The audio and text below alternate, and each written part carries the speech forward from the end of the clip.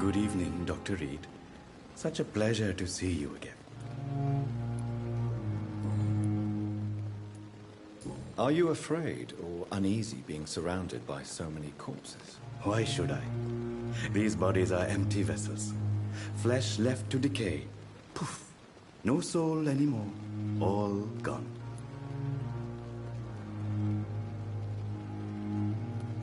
An interesting point of view. And quite an exotic one, too. Most people fear, or at least have a respect, for dead flesh. Sir, as a medic during the war, I learned to face my death and the death of others. It's the pain we have to tame, not death itself. How did you get this job? After I left the army, I worked as an undertaker down by the docks. A dangerous place with many an unpleasant business there. Milton Hooks helped me get a job here. Have we met before? I don't think so, sir. Why? When we first talked, you said you were glad to meet me since I was reported dead. A funny story, sir. Your sister came here a few nights ago. You were missing, and she was looking for your body. She must be very relieved now. Do you work here alone? Yes, very easy work, sir. All I have to do is watch a few bodies. The situation was very different when the main morgue was still open. Why do you have to watch these bodies? Because these poor fellows have no names. We keep them in case someone comes looking for the missing. Sadly, very rarely happens.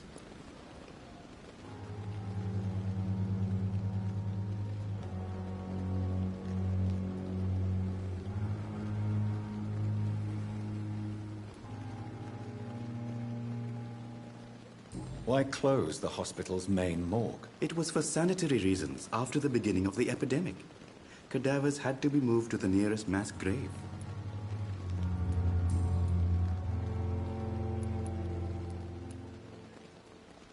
Have we met before? I don't think... When we first... Funny...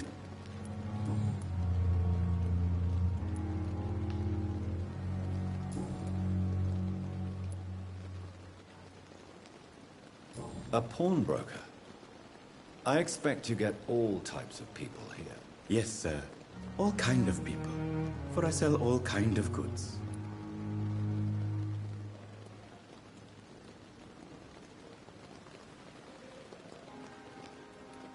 Who comes here to trade with you? It's very unhygienic, even unsafe.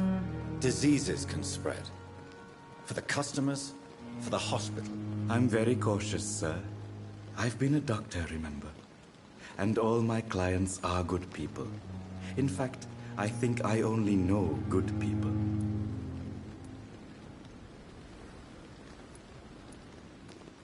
What kind of goods? With the quarantine, it's not always easy to buy things. So I trade, I exchange. Some people sell, some others buy. I like to help.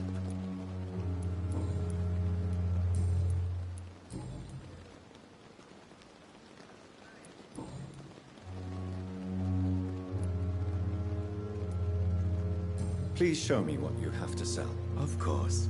It's just trinkets and curios, really. But I'm sure they can be useful.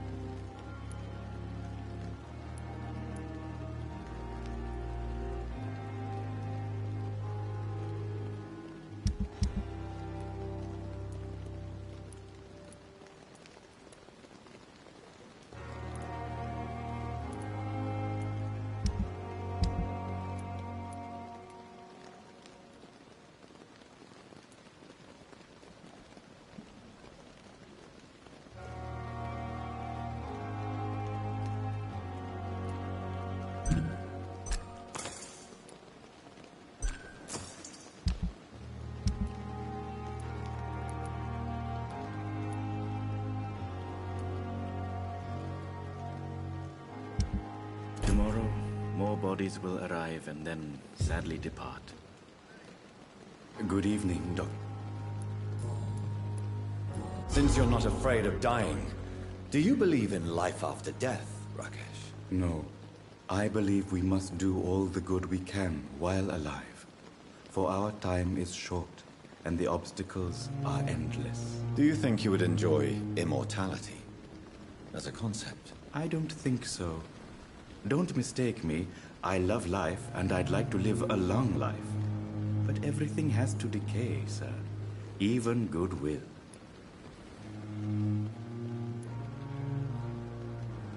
Do you really believe goodwill cannot last? As I said, sir, everything decays. If I was to never die, goodness, I would be bored or worse. And I like to be helpful, sir. Quite depressing, wouldn't you say? Yes, but the good news is we'll all die before losing our humanity, sir. So you're ready to die? No, I am not. I don't fear death, for I won't see it. What troubles me is the pain my death will inflict to those I know. You're a wise man, Mr. Chidana. No, Dr. Reed. I am a foolish man. But I like to think otherwise.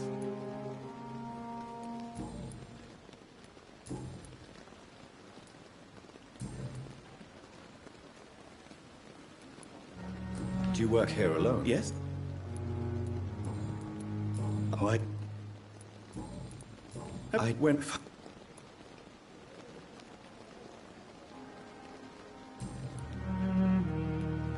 Goodbye, Mr. Chidana. More bodies will arrive and then It's sadly locked. depart. I'm managing a train terminal. Not a morgue.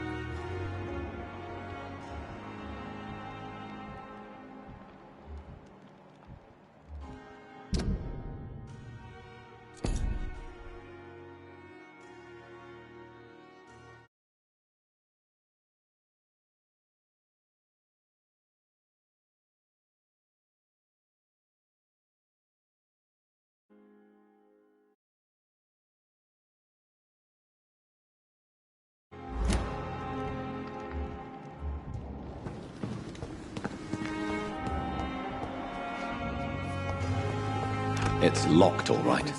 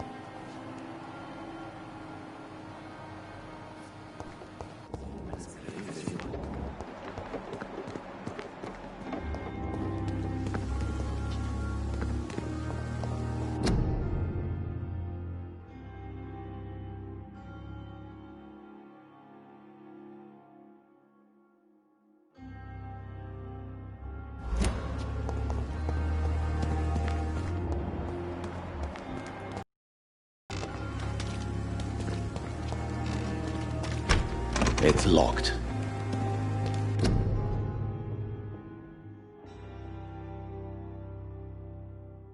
It never ceases to amaze me how you, the dead, seem peaceful and lost at the...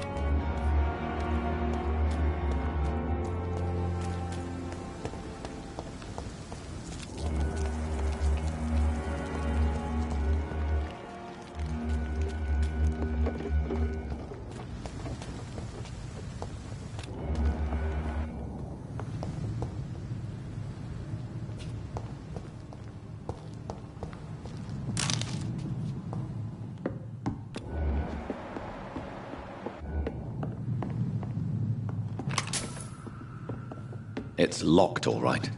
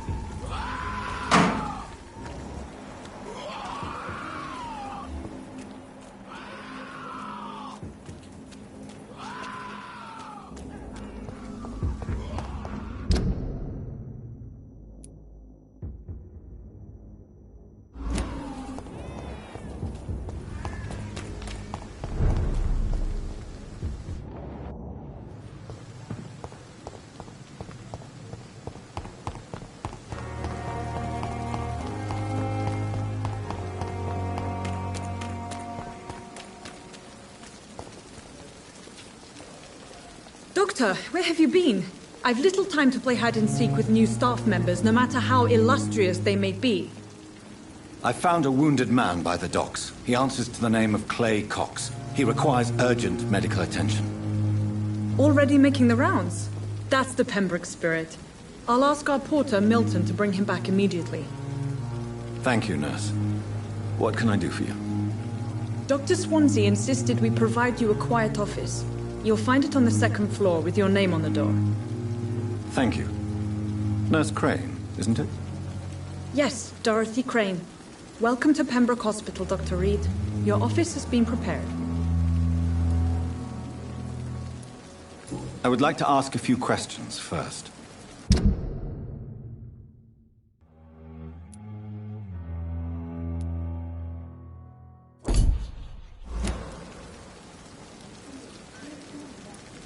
And Mr. Hampton, the patient we brought in, how does he fare? I gave him a sedative to help him sleep. Poor thing was in quite a state of shock.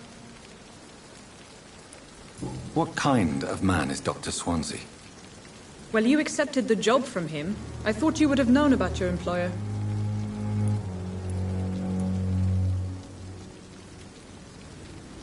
Apologies, I've only just met him the once. This is sudden. I've only just returned to England. Dr. Swansea is a brilliant surgeon and the most compassionate physician. It's right to assume Dr. Swansea knows far more about me than I do about him. You'll get to know him soon enough, and better than me. The administrator has better things to do than mix with us.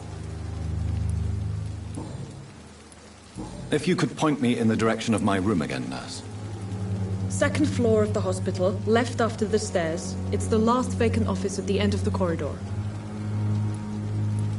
Thank you, Nurse Crane. What can I do for you, Doc? Thank you, Nurse.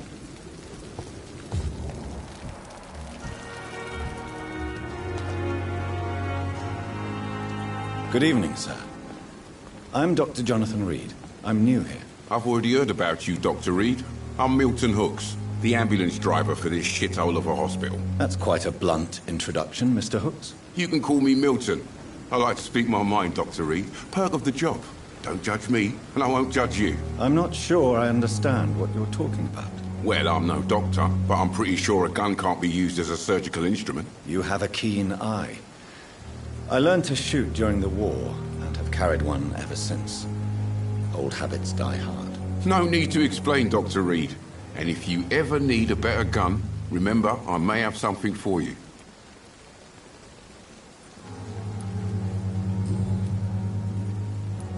How is the situation around here?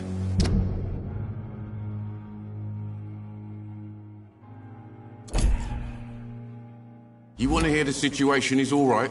It's fucking awful. We lack everything, and it's getting worse every day. So what do you do exactly in this hospital? Apart from smuggling guns, I mean. I've been an ambulance driver since... too long, I guess. I bring sick people here night and day. It's a dirty job, but I get it done. Most of the time. Since you're on the front line, how is the sanitary situation in this vicinity? It's a complete disaster. It's even getting dangerous to enter some streets or buildings. Even the locals attack you. It sounds like things have been a bit rough recently. What's happened? Yesterday I got attacked by the patient I was bringing here. I escaped through the hospital's garden, but I lost my wallet when I was running. You left an infected patient outside the hospital? That's incredibly dangerous. Go there yourself if you want, but be careful, Doctor. I'd rather not bring your dead body back.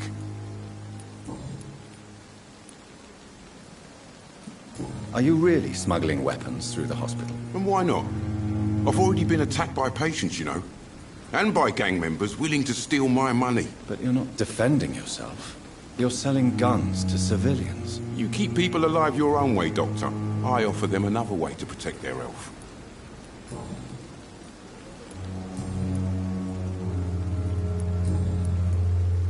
I have some good news, Milton. What?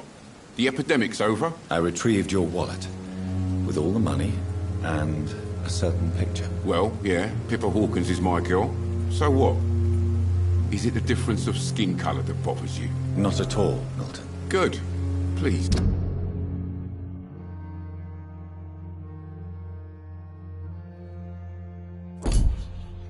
Take this money anyway, to remind you to keep your mouth shut. Not everybody is as broad-minded as you, Dr. Reed.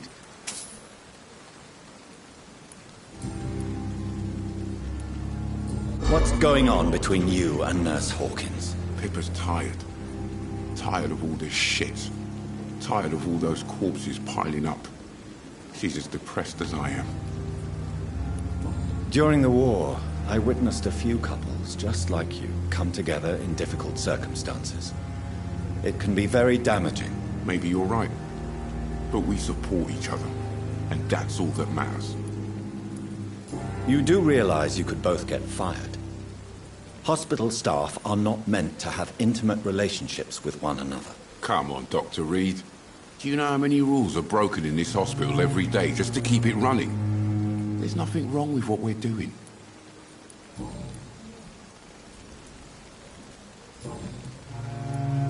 I'd like to see your goods. Wise choice, Dr. Reed.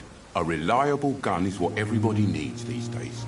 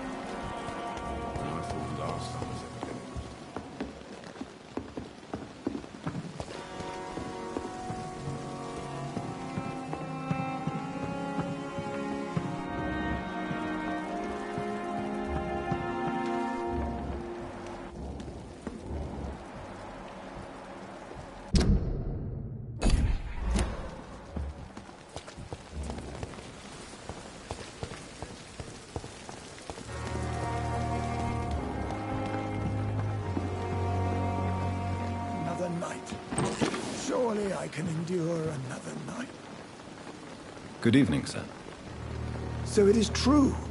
The famous Dr. Reed has joined us. I can't think of any better news during these terrible times. Do we know each other? Actually, yes. We met once before, at the Rockefeller University in New York. Dr. Tippett, yes, I remember. I was assisting Professor Carell in his research about coronary bypasses. He had nothing but praise for you. He was also very confident about your future. And look at you now. Eminent surgeon and blood transfusion specialist.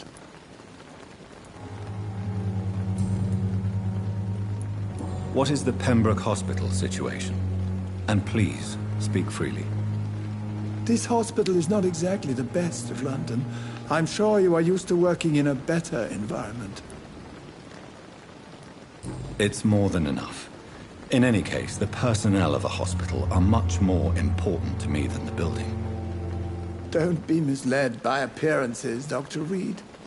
This hospital does not lack talented people. It just lacks hope. What can you tell me about the staff in the hospital? Some are really good, and others are not so good. But during this troubled period, there is no time for slander. I prefer to focus on the positive character traits. Tell me more about cherished people, then. Nurse Brannigan is a pearl. She is the most helpful and dedicated nurse I've ever worked with. A clever and cheerful woman. You really seem to admire her skills.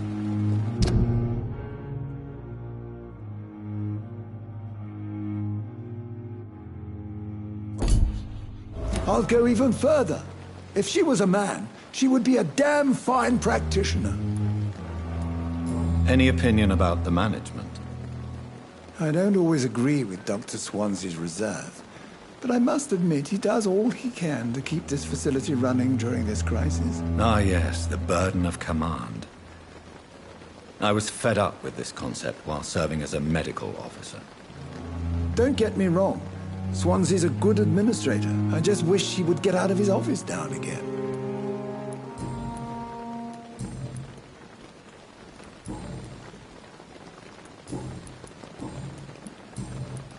Goodbye, Dr. Tippett.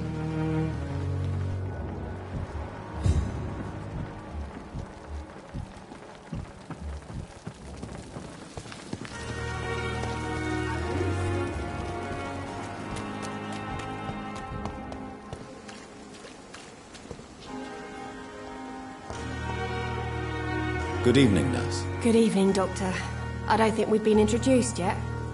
My name is Pippa Hawkins. And I'm Dr. Jonathan Reed.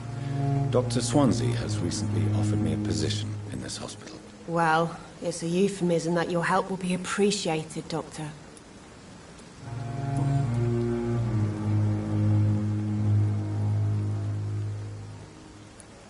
How would you describe the situation at the Pembroke Hospital? It's serious.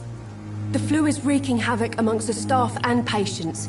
We are running out of everything. You must get a hold of yourself, nurse. Sorry, I'm exhausted.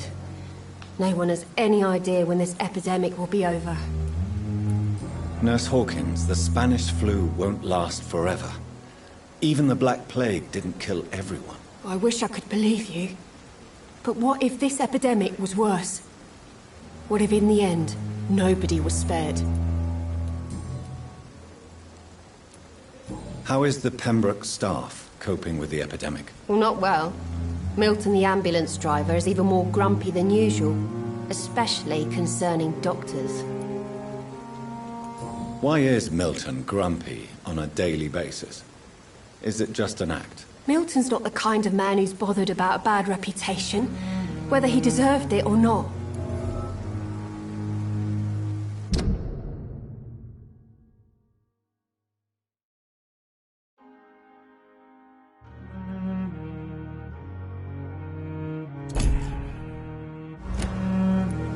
Why does Milton dislike doctors? I don't know. Just ask him. But be warned, Milton is not the chatty type. How long have you been a nurse? Well, long enough to see that the epidemic is winning. And no matter how qualified you are, don't tell me you'll change that. You'd be surprised what dedication can achieve, Nurse Hawkins. In medicine, sometimes we're just a test result away from a miracle. Sorry, Doctor. I don't want to sound bitter, but I'm just too tired to give a pep talk like Nurse Brannigan. How you...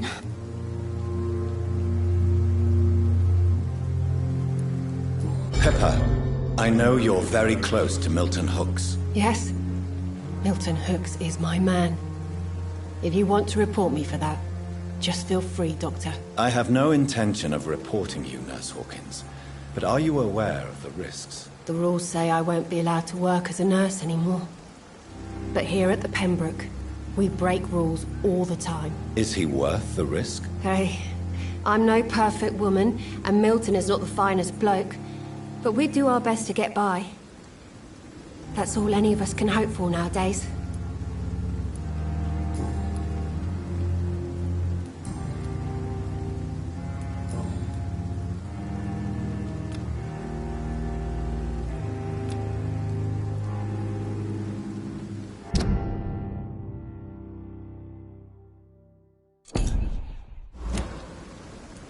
Goodbye, Nurse Hawkins.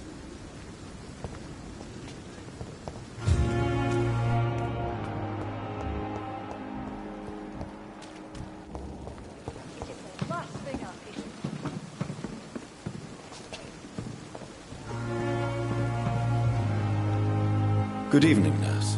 I'm Dr. Jonathan Reed, the new surgeon here at the Pembroke. Dr. Swansea has already told us about you, sir. I'm Nurse Gwyneth Brannigan. Welcome to the Pembroke Hospital. Did he really? It's a good thing I wasn't hoping to keep a low profile. All members of staff have already read about your new blood transfusion technique. Dr. Swansea made sure of that. I see. Well, I'm a little surprised, but I suppose I'll just have to deal with this unexpected notoriety. You must know, blood transfusions are Dr. Swansea's primary subject of research. He is convinced it is the future. How are things? Not good, to say the least. We're struggling against an invisible enemy, more lethal than any bullet from a gun. It's hard, Doctor. An invisible enemy? Quite a poetic term for a disease, especially from a nurse. Sorry, Doctor. These last few weeks have been exhausting. We could all do with a good night's sleep. Do you think this hospital can survive the epidemic? We are all volunteers here, and we're trying to hold fast, but how do we beat an invisible killer? Some nurses have already resigned. I'm not familiar with all the staff yet. Perhaps you could help me. Brilliant professionals, most of them. Dr. Swansea has a gift for recruiting talent. Most of them? Is there a problem I should know about, nurse? It would be inappropriate for me to speak ill of a colleague. Is there anyone that stands out? Well, I have never met someone as dedicated as Dr. Tippett. He should be a standard for us all here. If only he were younger. Why should his age be a problem? I guess it's fair to say he's always pushing himself to the limits. He just doesn't know when to stop and get some rest.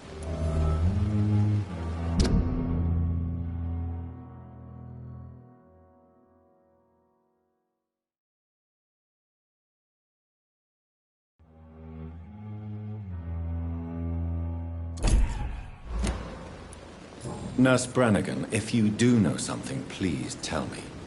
Anything you say will be held in confidence. No. I may disagree with some conduct, but in the end, everybody is doing their best.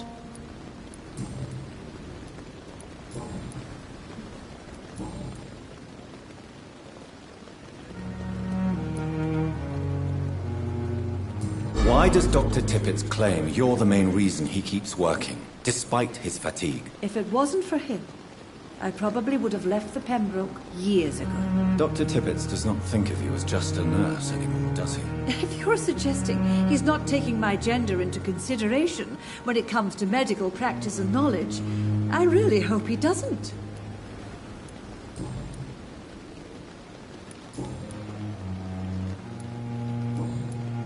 Goodbye, nurse. Call me if you need assistance.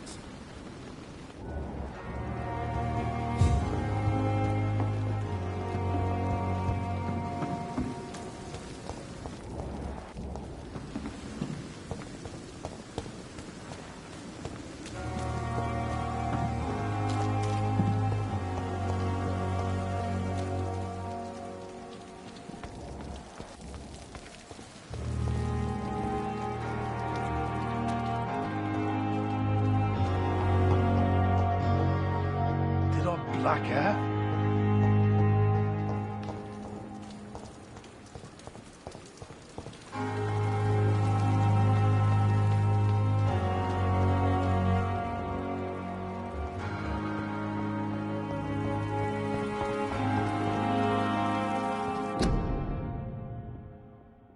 It's safer here than anywhere else.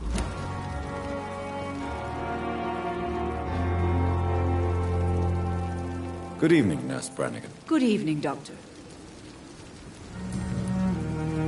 How... No.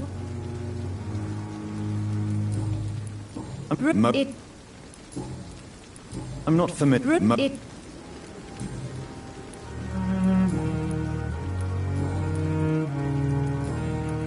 Goodbye, nurse.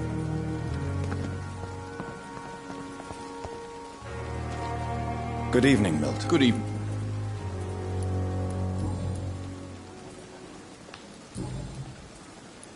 Good.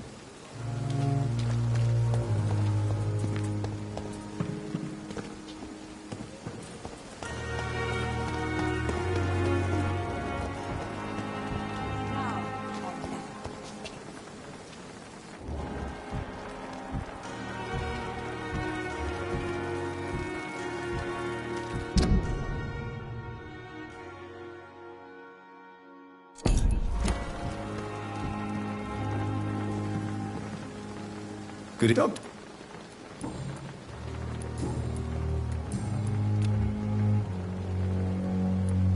You're exhausting yourself, Corcoran.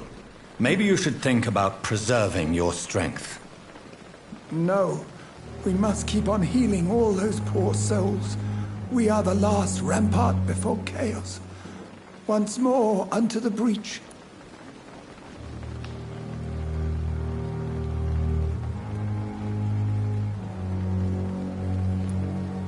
You've nothing to prove, Dr. Tippett, to anybody. And we all praise your experience. Please, have some rest. I am perfectly fine, and I am not too old for this job. You're exhausted. You've nothing... I am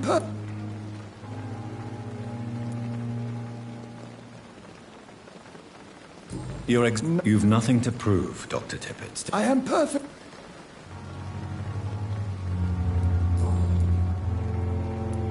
Goodbye.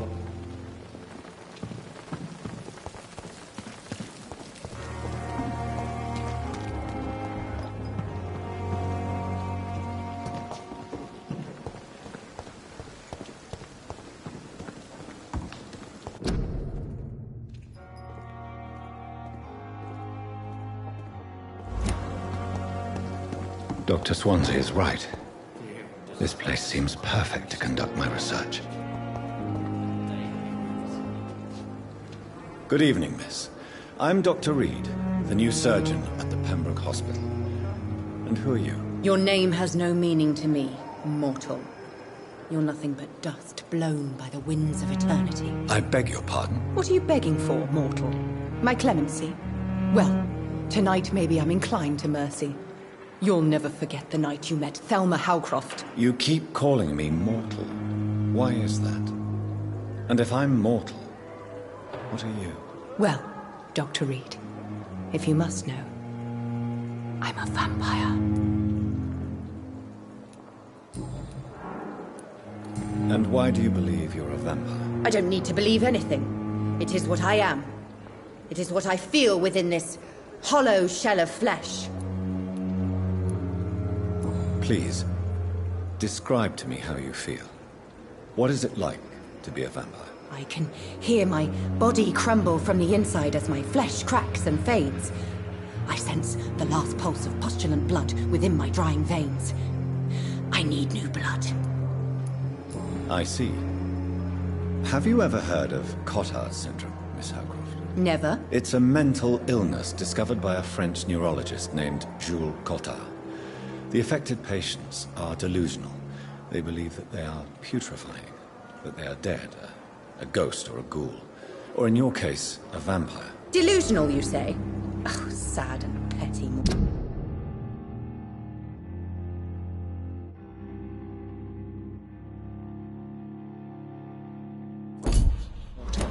You can't even begin to understand the concept of immortality. And you think it is I who am delusional. I'm assuming you must be a patient here. Am I right, Miss Howcroft? It's only a cover. To hide from my enemies. I can leave whenever I want. As a woman, a spirit, fog, or bat. Who are these enemies you mentioned? Can you describe them? I cannot say for sure. But I sense their eyes on me from nearby. I feel them watching me every time I visit the garden near the morgue.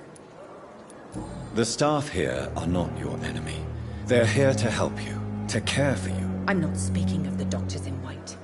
I'm speaking of the men and women who hunt me. For I am a vampire! I see. Don't worry. These people will not find you here.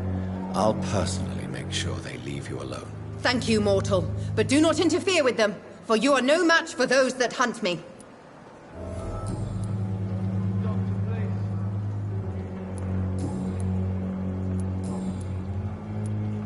Who are you really, Miss Howcroft? I mean, apart from being a vampire. Is that not enough for you, puny mortal? What do you require? Proof of my powers? I'm curious to know who you were before becoming a vampire. It was such a long time ago, I don't remember. Centuries of unholy life can have strange effects on one's minds, you see?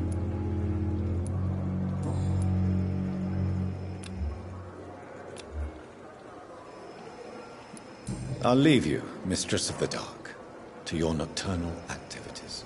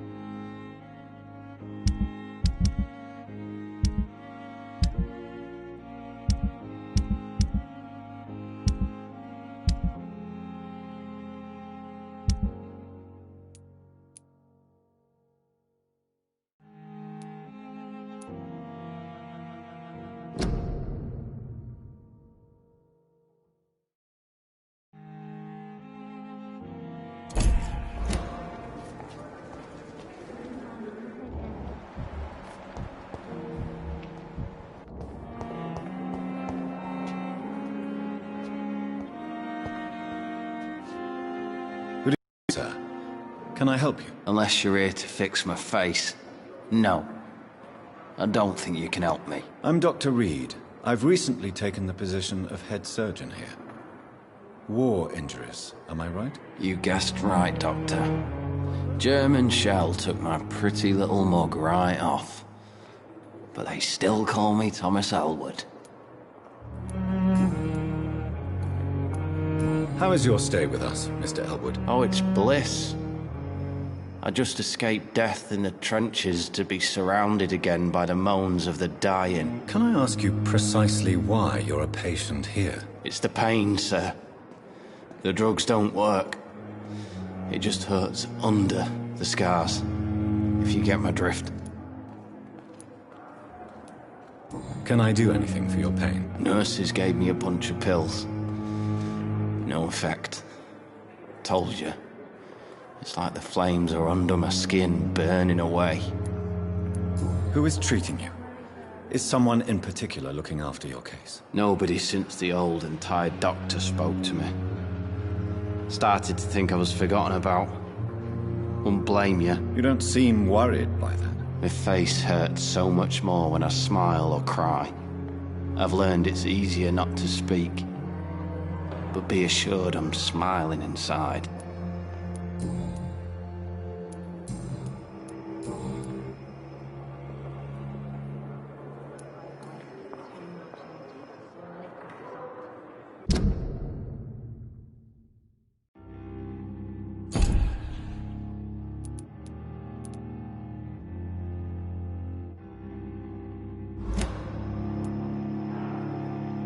Where were you stationed, sir?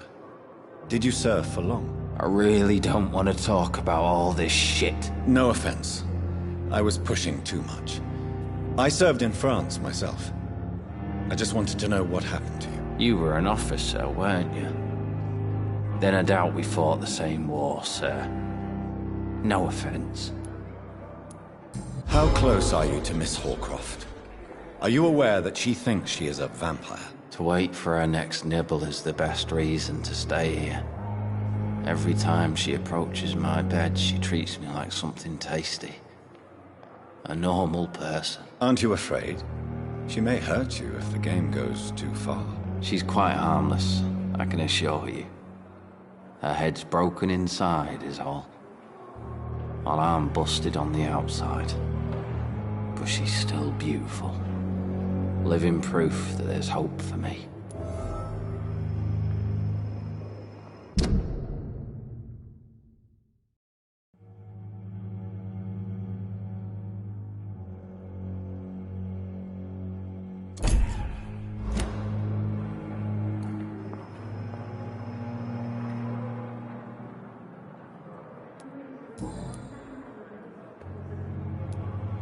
How close are you? To wait. Aren't you She's quite... Goodbye for now. Fear and disgust on every street corner. The daily routine. Good evening, Nurse Hall. Goodbye.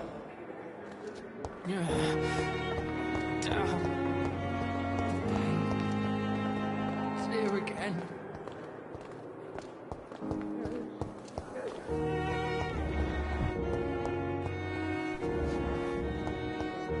I wonder what your last thoughts would be, sir. Good evening. I need blood. Tell me, Thelma, why do you feel so attached to Mr. Elwood? Why him? I'm not sure, Doctor. I think we have a bond of some sort. We've both suffered so much. He's the only mortal I find interesting.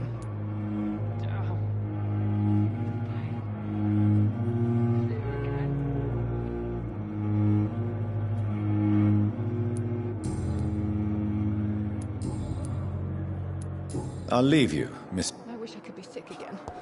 Feel my blood boil with the fever. Good evening. How aren't she...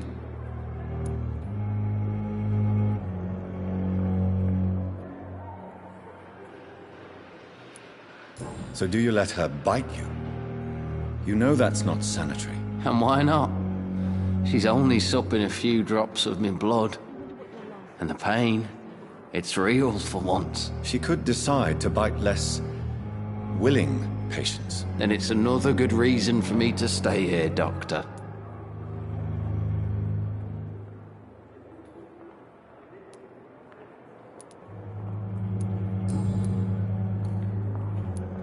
How close aren't she?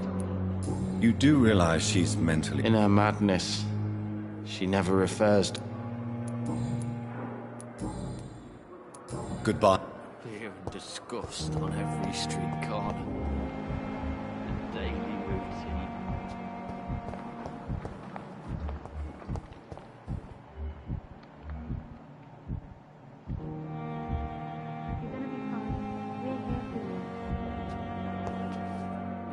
Good evening, Miss Howard. I need blood.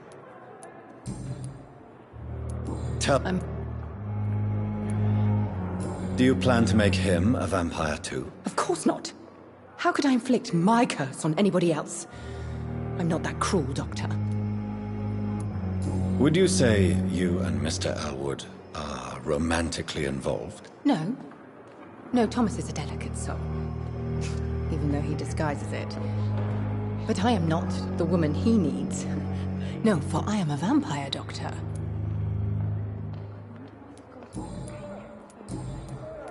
I'll leave you. I wish I could be sick again. Feel my blood boil with the fever. Good evening. Aren't she? Goodbye for now. The pain. Good evening, Mr. Hampton. How do you feel? Dr. Reed, is it? Oh, sir, I must apologize for my behavior. What do you mean? I was not myself in the factory.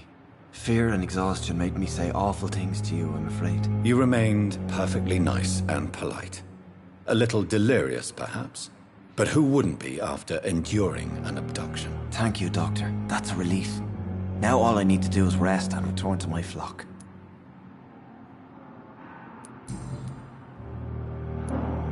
How did you end up in William Bishop's den? I had received alarming news about his recent behavior. I went to his place and he refused to let me go. Why did he abduct you? William was an alcoholic. His addiction suddenly changed to blood. I don't know why. Just like a patient I met here. This Miss Hawcroft. You dared to enter this awful place alone. You're a hero, Mr. Hampton. Or a fool. I'm just a man trying to help his friends, Dr. Reed. William Bishop was a conflicted soul, searching for light. What is the general situation in the East End docks? The situation has always been tough, with a lot of tensions between the gangs and the dockers' trade union. The Wet Boot Boys are very nervous since they lost their leader. Who leads the gang now? Since Clay Cox went missing, it's his wife Edwina who runs the show, with the assistance of her minion, Booth Digby. Has the gang been threatening you? Ah, no. I've had this nickname for so long. You know, the sad saint of the East End. No one dares to bug a saint. Not even criminals. Do you know Tom Watts, the bartender from the Turtle?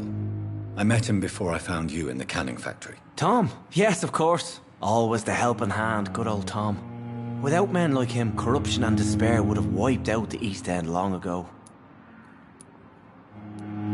People are still in despair. How could it be otherwise? The authorities have left us all to rot in this contagious nightmare. No drugs, no advice, nothing. It's a damn shame. Who should I avoid in this part of town, then? Any particularly evil figures? Not really. Most men and women are just doing their best. And it's not my habit to speak ill of people I know, Doctor.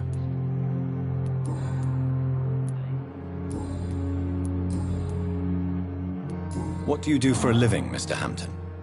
I can't help but notice the cross around your neck. I manage a night asylum for the poor and homeless of the docks. And I try to guide the lost and hesitant on the right path to our Lord. Are you a priest, Mr. Hampton?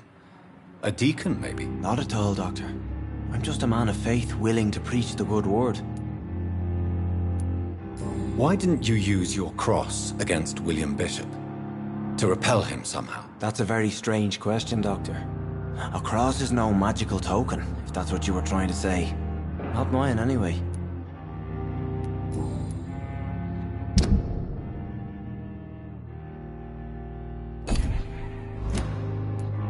Have you made friends since you arrived? Not really, but I recognize Miss Harriet Jones. I knew her when she lived by the docks. That poor woman had such a miserable life. You never came to see her here at Pembroke? Receiving visits when sick can be an important part of the healing process, you know. We're not just bodies. You're preaching to the converted now, Doctor. To be truly honest, I thought she was dead. She left the docks many months ago. How do you feel, Mr. Hampton? Medically speaking, I mean. I feel exhausted. Beyond exhaustion, actually. William drank so much of my blood in his madness. I feel empty. You're in good hands here. Dr. Swansea is well versed in blood transfusion, and I'm sure he'll take the best care of you. Thank you, sir. I believe all I need is rest, and then I can go back to the people who need me. Goodbye, Mr. Hampton. We'll talk again later.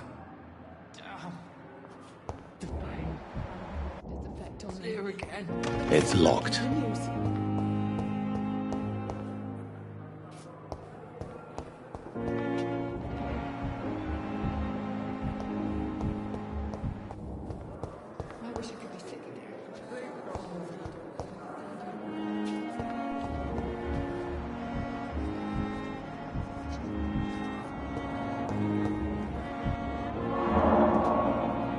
Good evening, sir. I'm Dr. Reed.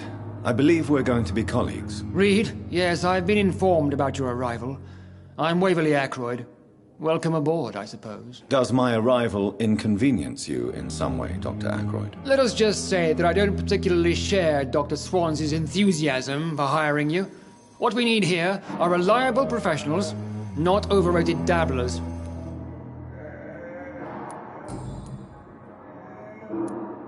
If you have a problem with me, Dr. Ackroyd, please feel free to tell me. Dr. Swansea has imposed your presence on this hospital without asking anyone's advice. The benefit of his position. But I don't agree with it. I know we've never met before, but I believe this hospital could use all the help it can get. You will agree with that, I'm sure. Oh, but I have heard about you, Dr. Reed. Of course, you can't say the same about me, since I have not wasted my time courting the press.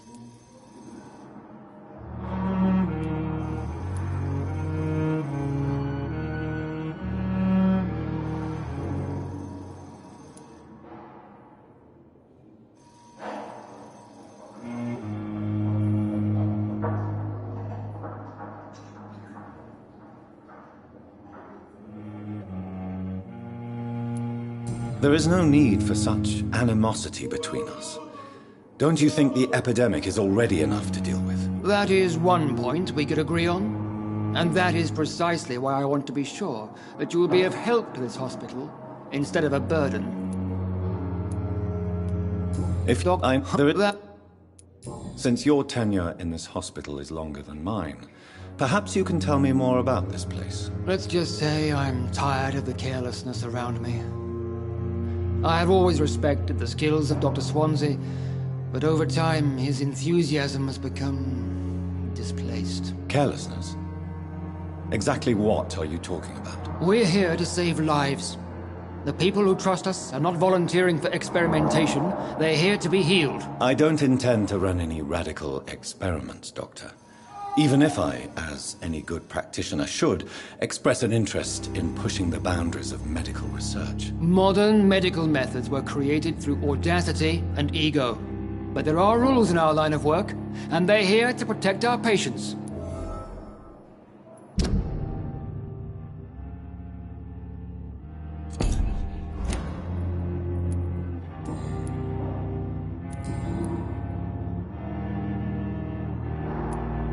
I don't know what you've heard about me, but I have already proved my value as a practitioner. I don't question your skills, Dr. Reed, but your motive. Is it money, fame, or are you truly dedicated? And what exactly is that supposed to mean? I served in the war just like you. But unlike you, I did not use the wounded to play the modern sorcerer. Be careful what you insinuate, Dr. Ackroyd. I only want you to admit you used those men to improve your theories.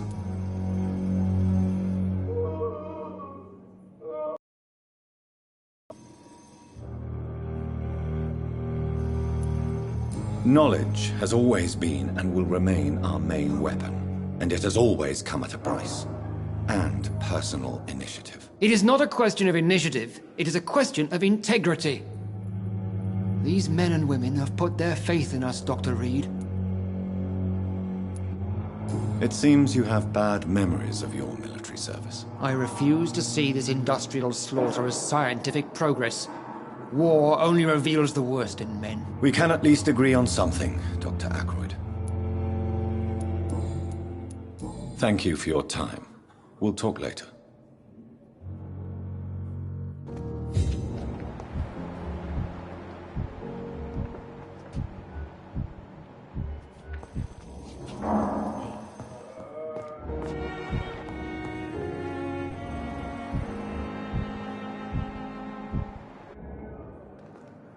What can I do for you, Doctor?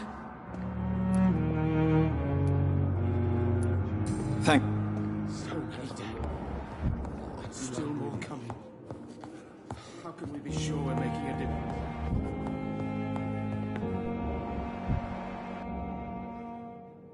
Good evening, Doctor.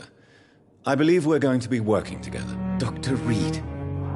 Dr. Swansea informed us of your arrival, but I could not dare to believe we'd have such good fortune. Such an honor, sir. Thank you. And you are? I am Thoreau Strickland, Dr. Thoreau Strickland. I'm a great admirer of your work, Dr. Reed.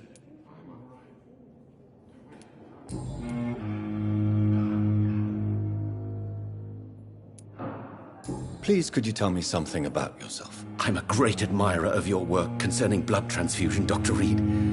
I run my own experiments. I'm convinced it's the future. What made you choose to be a doctor? I'm not ashamed to admit you and your work have inspired me. I am honored to have the opportunity to work by your side.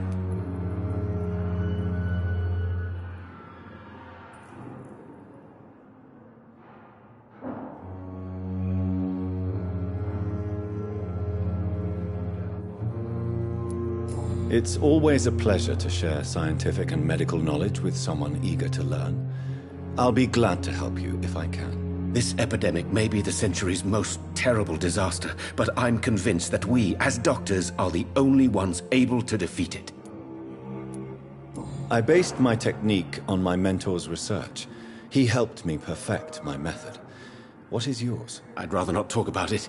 For now, it's just theories and first approach. My process is purely experimental and unsuccessful. As long as you're cautious and methodical,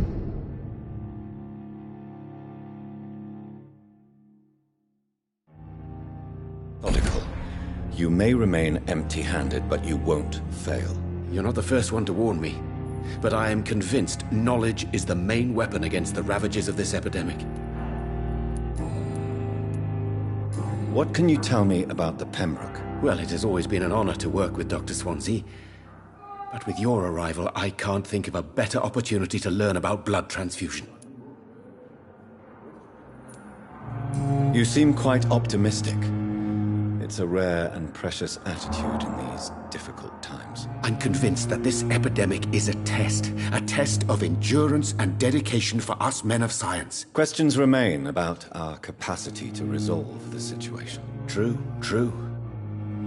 Last summer, during the first wave of the epidemic, I used to joke with Milton about the extra work. We're not smiling now. Do you need help with anything in particular? Well, yes, maybe. I'm waiting for a batch of products I ordered for my personal research, yet my supplier seems to have vanished. Do you want me to play the errand boy for you? Oh no, Dr. Reed. But if you went personally to his shop, what with your reputation and all, he wouldn't dare to refuse the products I need. I see. Well, give me the address, for I may pass by if I have time.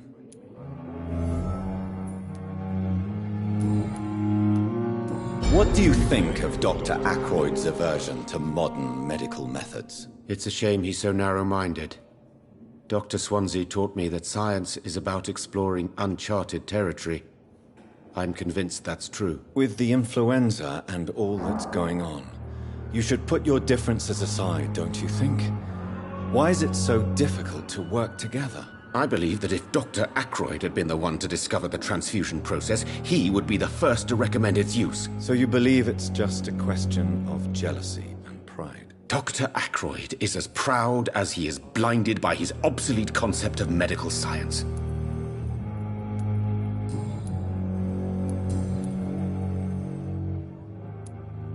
Tell me more about your willingness to experiment with new medical techniques. Harvey Fiddick is a patient suffering from a severe injury that could cripple him if not treated correctly. I'm convinced your blood transfusion technique could help him. What is it you really want?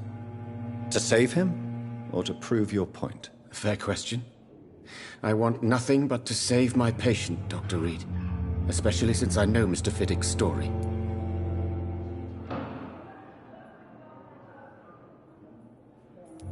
This personal involvement could also appear to be a lack of impartiality.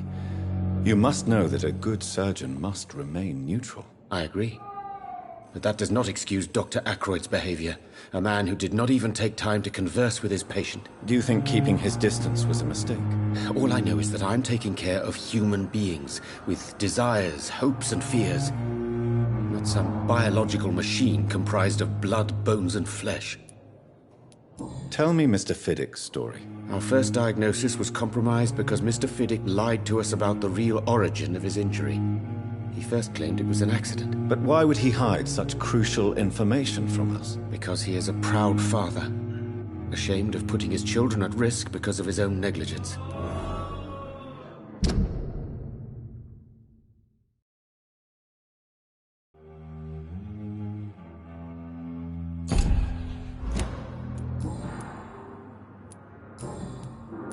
Goodbye, Dr. Strickland.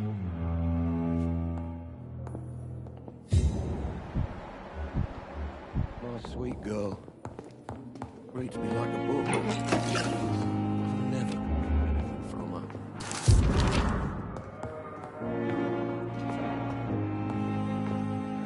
Good evening, sir. I'm Dr. Reed. May I help you? I don't know if a third opinion is needed. Your colleagues are already arguing about my condition. I see. Would you mind telling me more about your situation? I'm Harvey Fiddick. All I want is to get me bloody arm fixed properly. Tell me about yourself, Mr. Fiddick. I'm just a regular guy waiting to get his arm fixed, so I can return to work and to my family. I was more curious about what you were doing before being hospitalized. I'm a carpenter, and a good one too. But that means I need both arms to feed my family, Dr. Reed. Tell me about the doctors who are arguing about your case. Strickland and Ackroyd. They both want the best for me, but there's a lot of pride there. Doctors are no different from carpenters, it seems. What do you mean? I often had professional arguments with rivals on a building site. Difference is I disagreed about wood and nails, not flesh and bones. Are you satisfied with your treatment here? Well, it's clear that I've chosen a bad time to be injured. Forgive my bluntness, but you seem overwhelmed by cases of the flu. I won't lie to you about it. I'm afraid we are. Are you sure you don't want to operate yourself, Dr. Reed? I have the feeling you're very capable, and your colleagues seem to think so too. In other circumstances, you would be right. But for now, I don't think I can take on the responsibility. My apologies.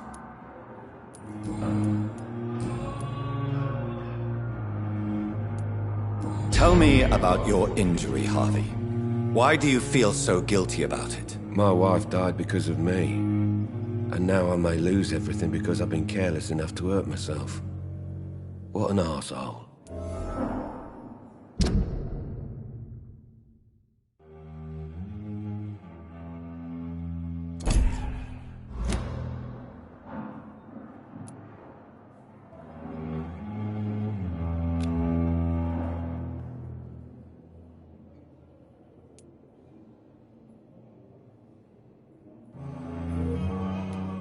How could your job be responsible for your wife's death? I was working a double. She went out to bring me a hot meal and got caught in a German bomb raid. You can't hold yourself responsible for your injury, Mr. Fiddick. Unless you tried to hurt yourself. Of course I didn't hurt myself. But I can't work until my arm is fixed. My children need to eat, Doctor. Tell me more about the death of your wife, Harvey. 1915. I was in the army. Building workshops for the Royal Flying Corps. Helen was happy I wasn't sent to the front. What happened? The Germans sent Zeppelins to bomb the construction site, but they missed their target. My wife was bringing my dinner when the bombs fell.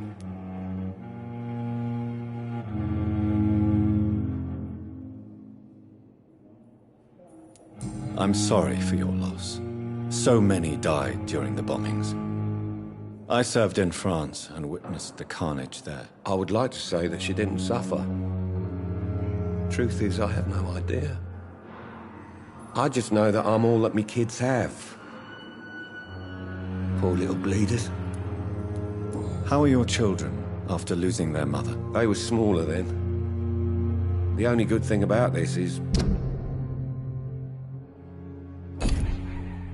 my Ellen didn't bring them with her that night. Goodbye for now, Mr. Fiddick. I'll see you later.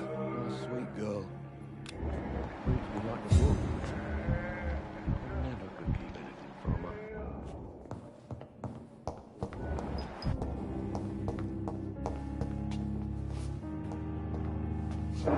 her. Good evening, Dr. Strickland. And good evening to you, Dr. Reed. Can I be of any help? Goodbye, Dr. Strickland.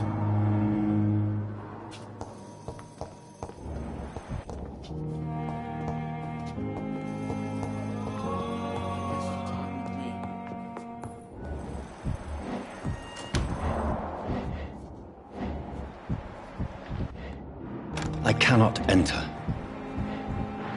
will not let you down, my boy.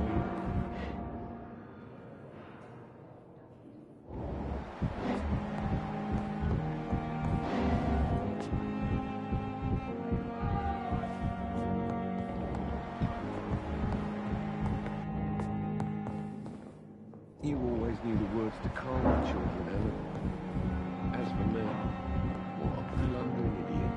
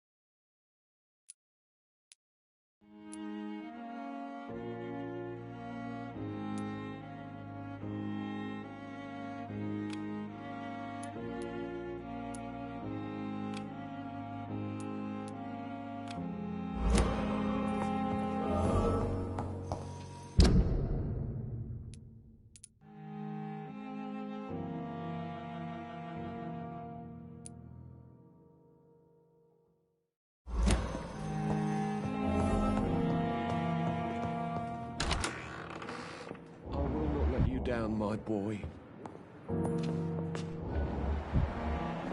This hospital seems to be falling apart. But in the circumstances, I'm willing to give you the benefit of the doubt. Good evening, sir. Always knew the words to calm the children, Ellen. As for me, what a blundering idiot.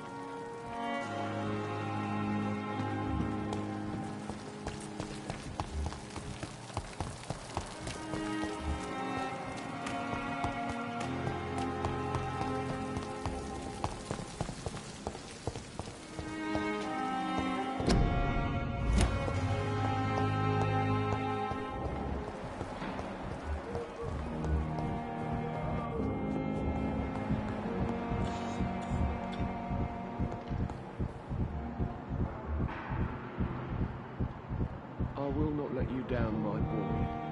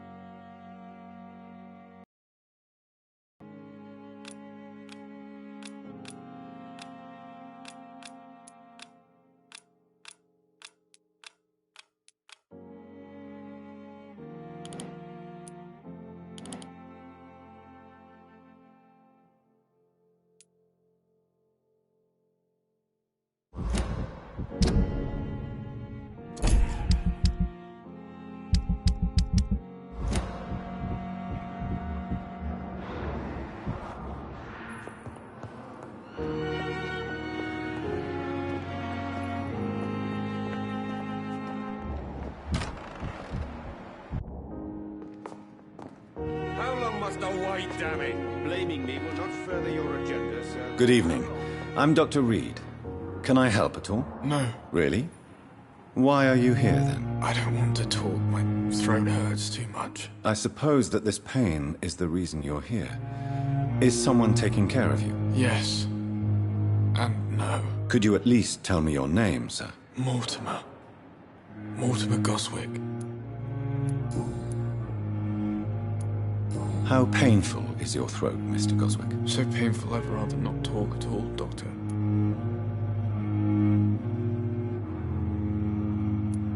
I'm sure you realize a doctor and his patient have to communicate, sir. Would it help if I gave you some paper and a pen? Not really. I see. Then maybe it's not just your throat that hurts, Mr. Goswick. Perhaps your sore throat is just the consequence of something more hurtful. Yes, maybe. But I don't want to talk or even write about it now. How so?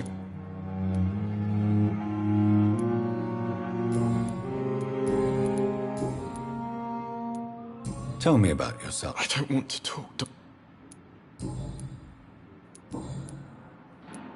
How so?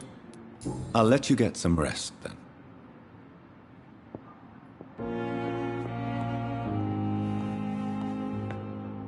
Good evening, madam. Good evening, sir. Can I help you? It's my son who needs you, sir.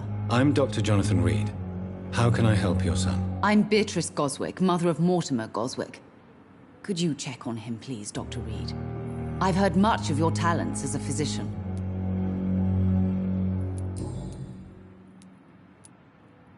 What can you tell me about yourself, Mrs. Goswick? Not much to say. Just take care of my Mortimer and I'll cover all the expenses. That's all that matters. Are you really that rich?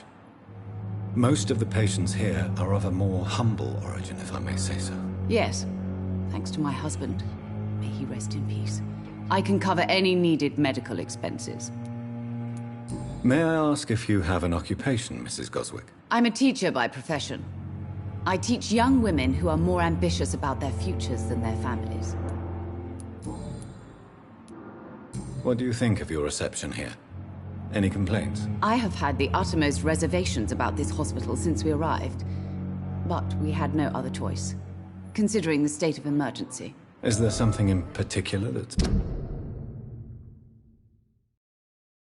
bothering you? Some of the staff were not especially welcoming. I suspect they're not accustomed to dealing with patients of such social standing. Tell me more about your arrival at the Pembroke Hospital. What gave you such a bad first impression? The ambulance driver was quite rude, for a start. And that nurse, Miss Hawkins, seems to have quite a dubious attitude. What do you mean? She managed to secure a bed for my son despite the epidemic. It was a relief, but it wasn't cheap.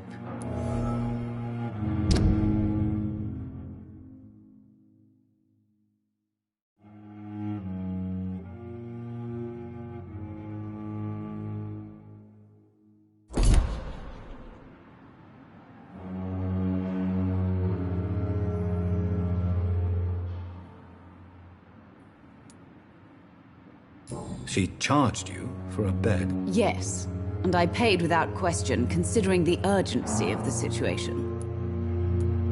I share your concern, Mrs. Goswick. Be sure that I'll talk to the people involved. I don't expect compensation, Dr. Reed. But I'm aware such behavior would not be tolerated in other hospitals.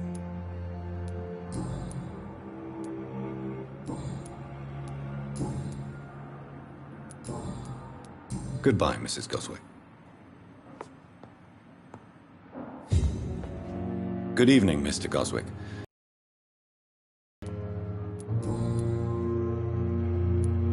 Why did your mother have you hospitalized here? She seems convinced this is a bad hospital. My mother just wants the best for me. She won't rest while I'm here.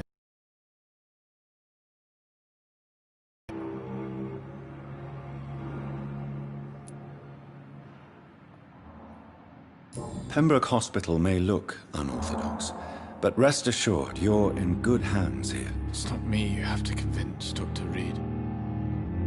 It's my mother. Is your mother bothering you? As your doctor, I can ask her to leave you alone if you would prefer. That's tempting, Doctor. But you have no idea what my mother is capable of. She would tie herself to my bed if you asked her to leave.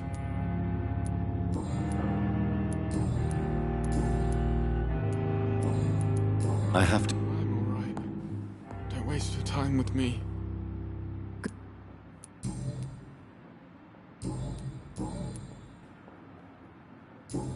Goodbye, Mrs. Goswick.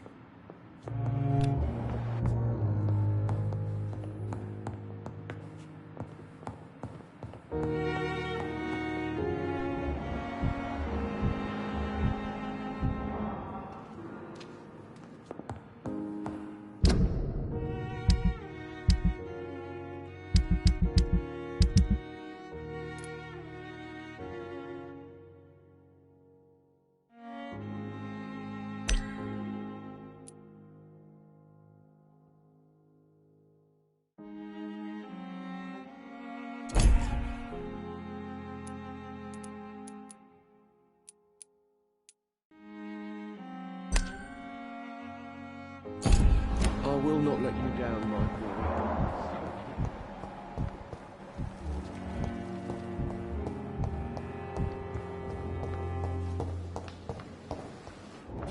Thelma Howcroft said she was being watched by vampire hunters. Where are they hiding? I should investigate. Good evening. Good.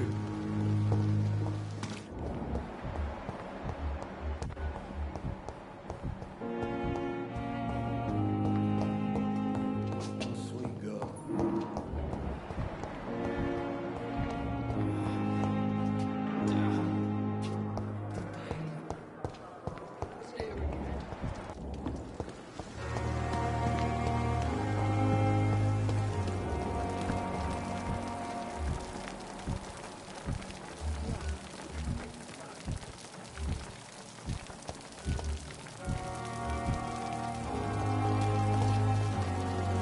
Good evening, Nurse Hawkins. Good evening, Dr. Reed.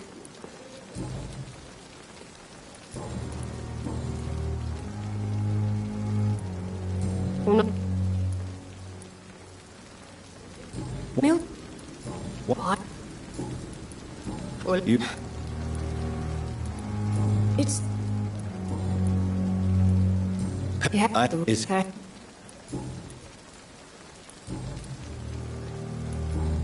Goodbye, Nurse Hawkins.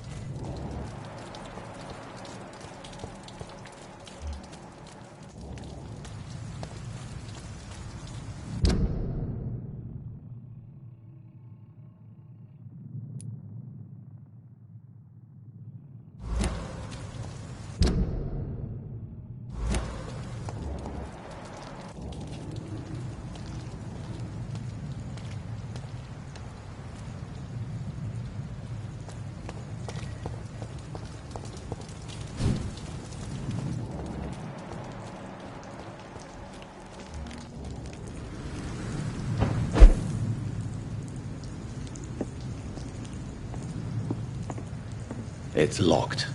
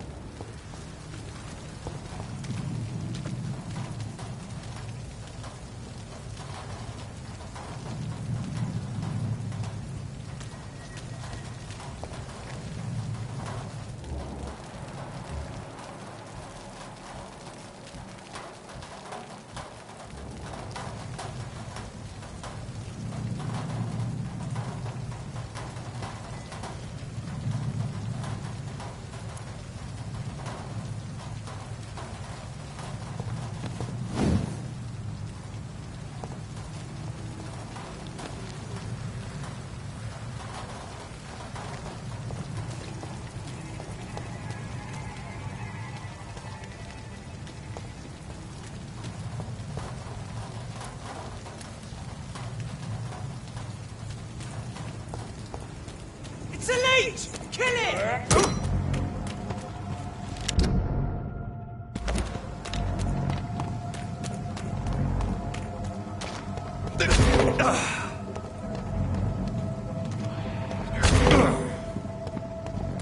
Stupid fucking beast!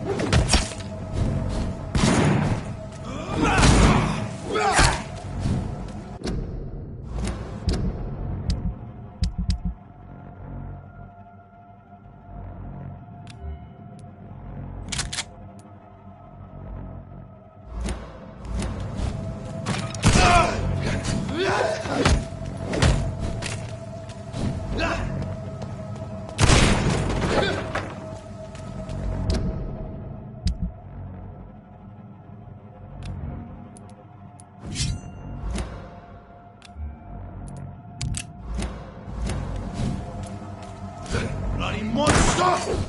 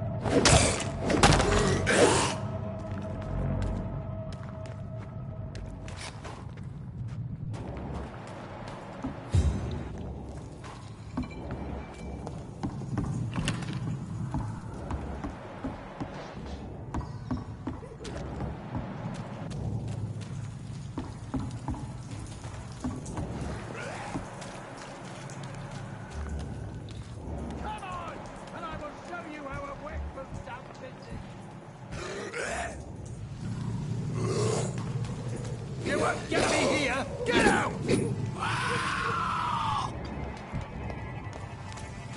Get away from me, you bastard!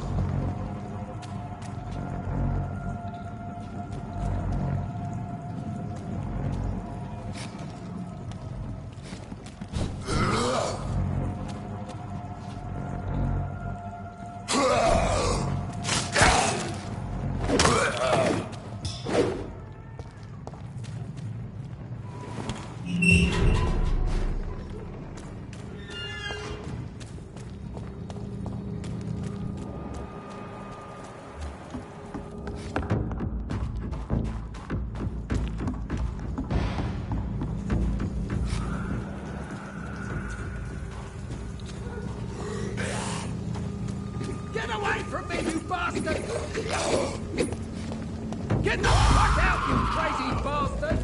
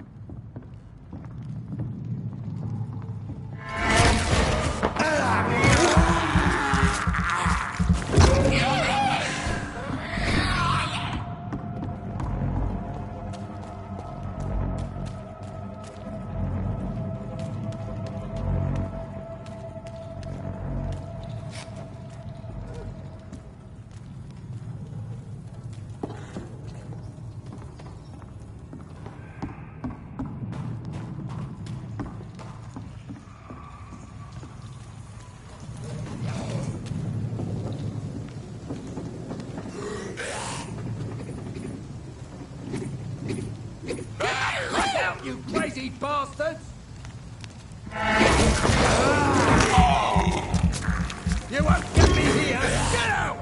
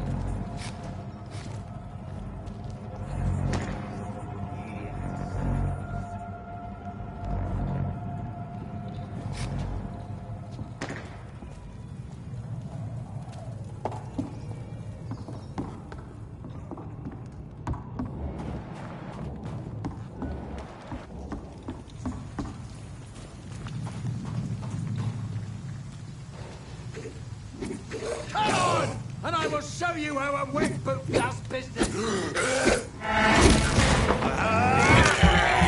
the fuck out, you crazy bastard! What are you people, huh? Get away from me, you bastard!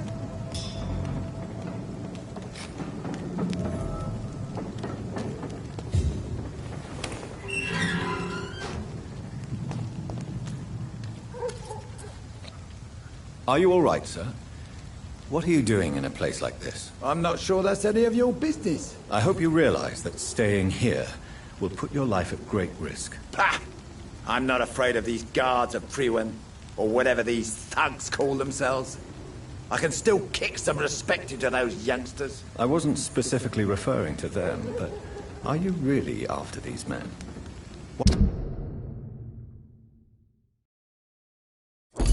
Why? They took my boy! I've had no news since he joined that crazy gang. So I decided to come and find him myself, to get some answers. I see. But as I...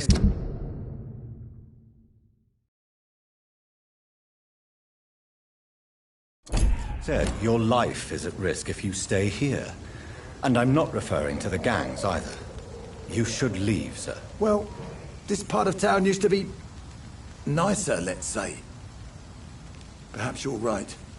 This isn't the best way to save Andrew.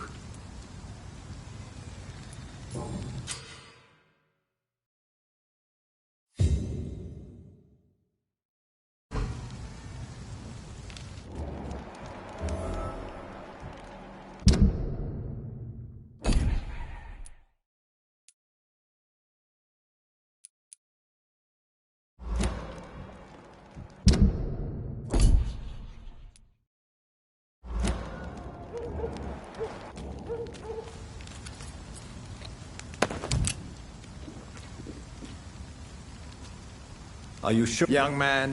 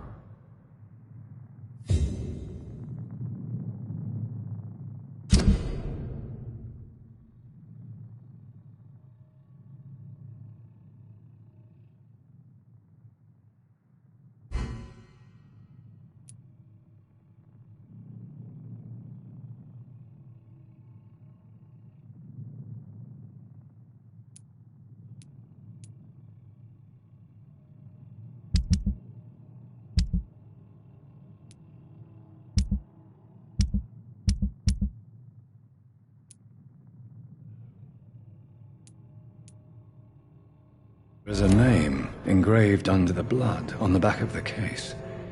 Jack Gillingham.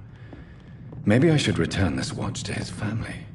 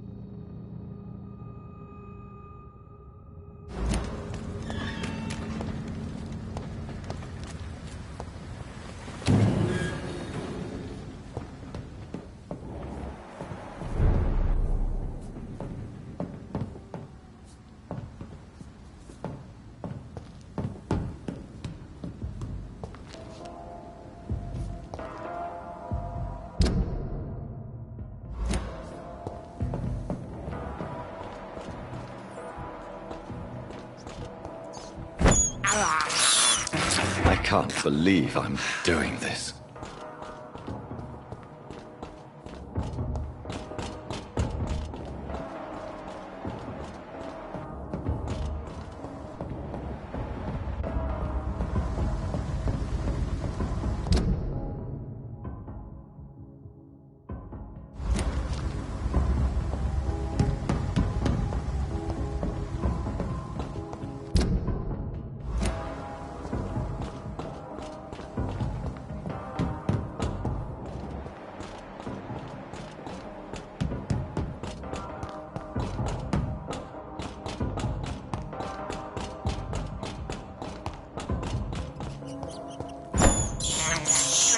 I have this thirst for blood.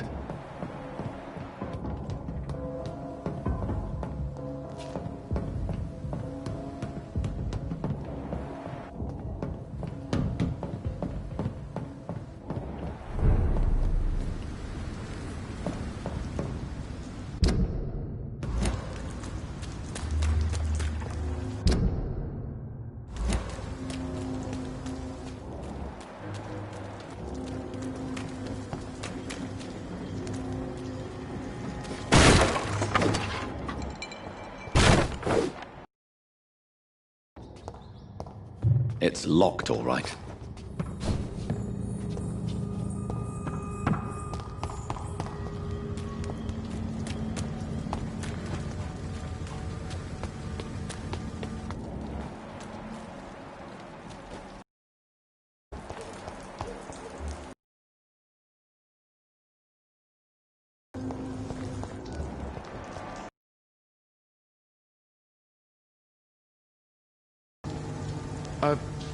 Hello. Nothing to fear from me. No, it's just... Well, I won't. I'm a doctor. My name...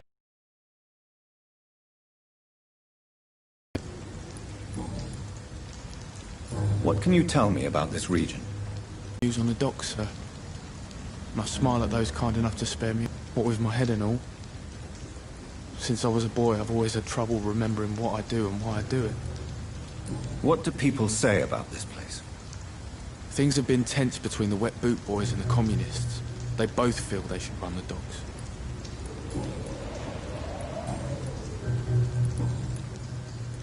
Are you alone? Where is your family? I don't have any. My parents are dead. So you have no home? You're sleeping rough? No. I mean, yes. I live on the streets. I have no home.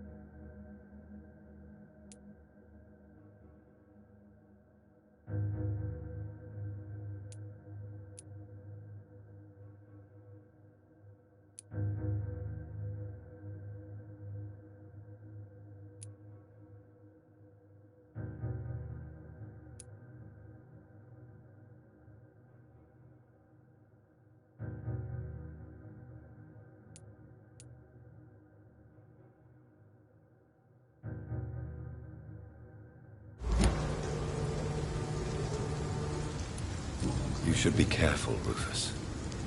There are things that lurk in the shadows of this city. Things that prey on the lonely and the desperate. I've known worse. I'm not all alone. I have Mrs. Fishburne. She's been very kind to me. Why do you think she's so considerate? I can't say, sir. I guess she's a good soul. Sometimes it's like she replaces the mother I lost, even if we're not related.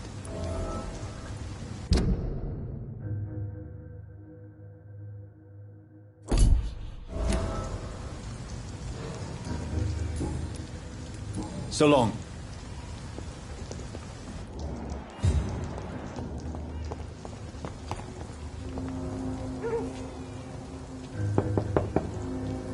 Good evening, madam. I'm Dr. Reed. Could I come in? Why? What do you want? I work at the Pembroke Hospital. I'm investigating the flu epidemic in this area. Oh, the Spanish flu. Well, that's quite liberal of you, Doctor. But this is no time to be knocking at people's doors.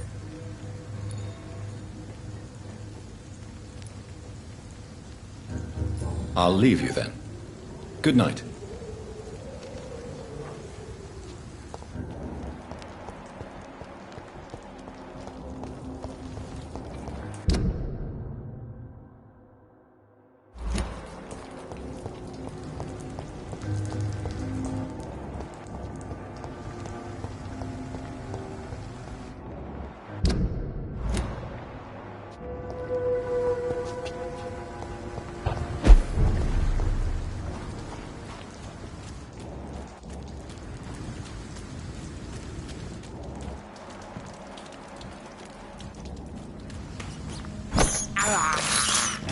This is despicable.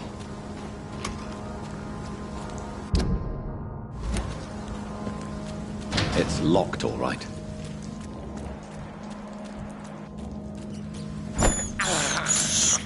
I can't believe I'm doing this.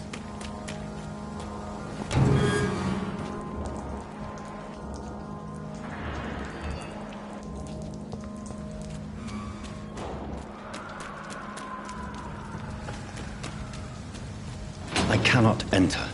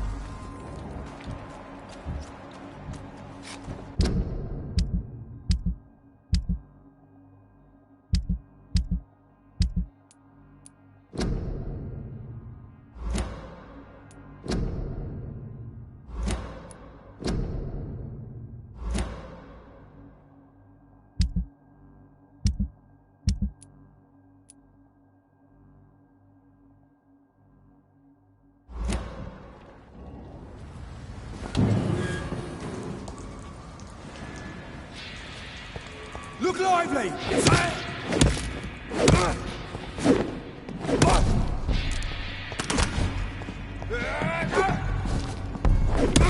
Die, vermin!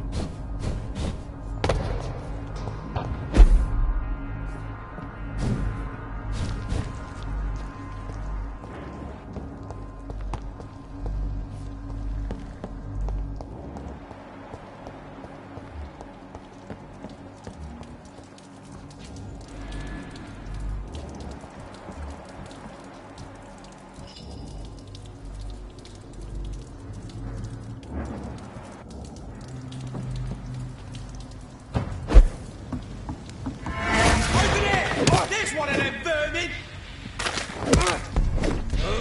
It's on him! It's on him!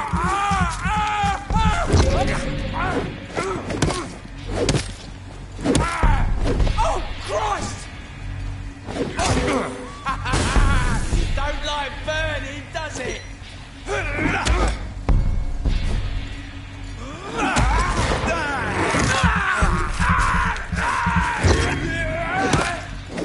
Steady, boys! We've got one of them here.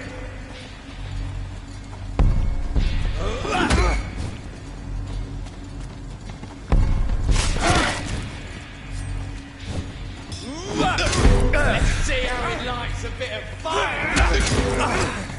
Doesn't like fire, does it?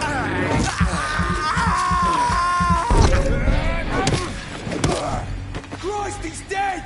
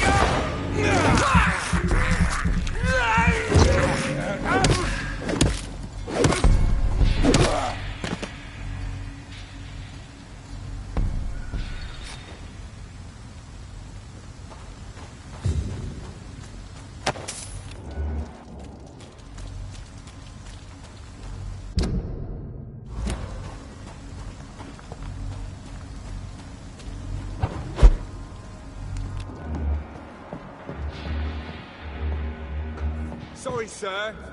No admittance.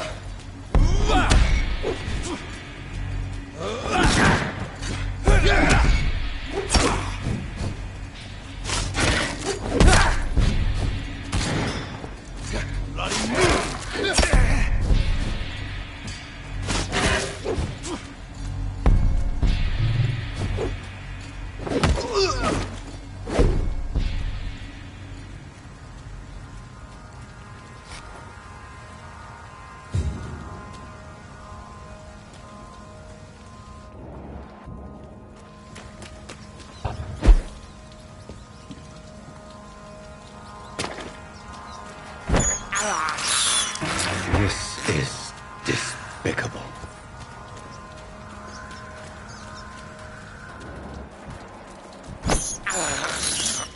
I have this thirst for blood.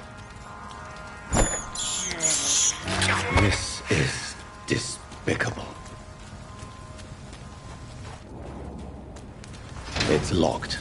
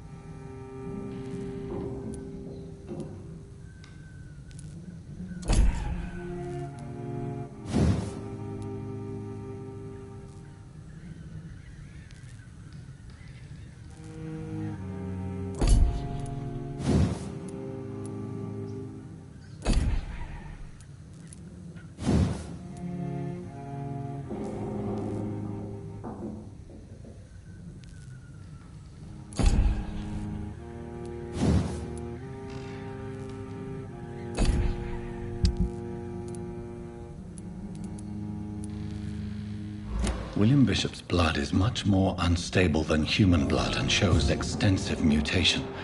But this is not what happened to me. I must keep on searching. The sun is about to rise. I can feel it. I'll continue tomorrow night. I have so much time now.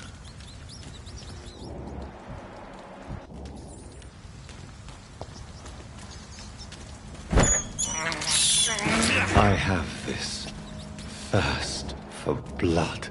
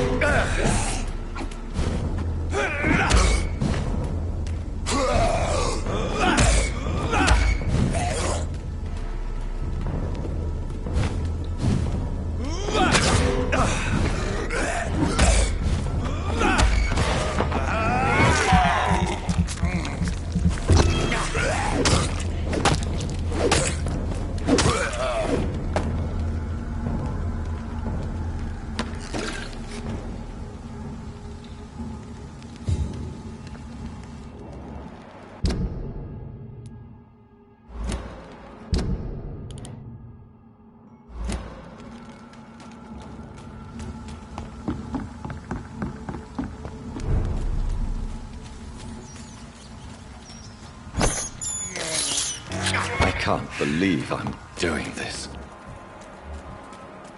It's locked, all right.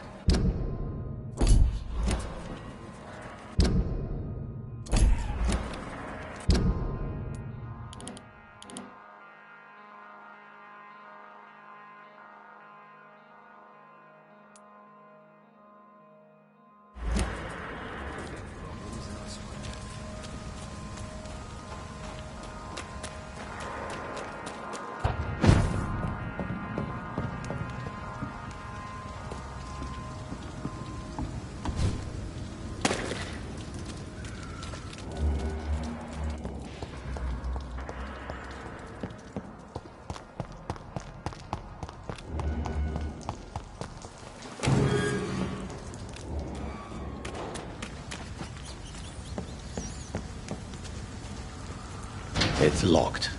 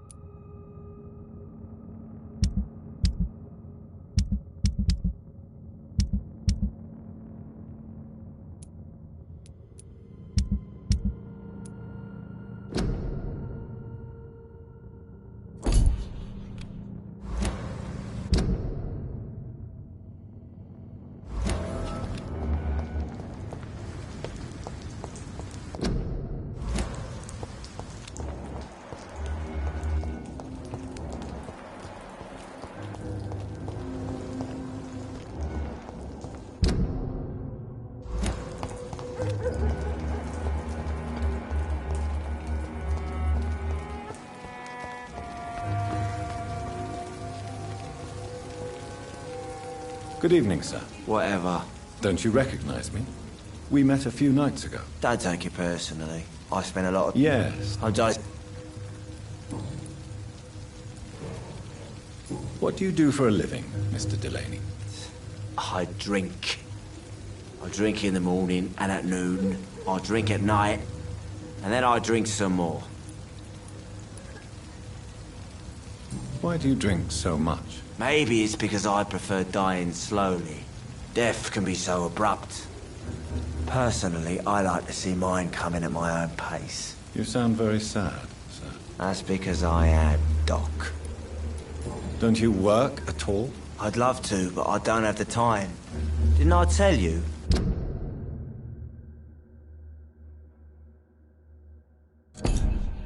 Drink in the morning and at noon. I drink at night. Is there anything in particular that you like about this part of town? Except for the cheap drinks, I mean. How dare you say such a thing? I love this neighborhood. So friendly. So joyful. No reason at all to rejoice, then?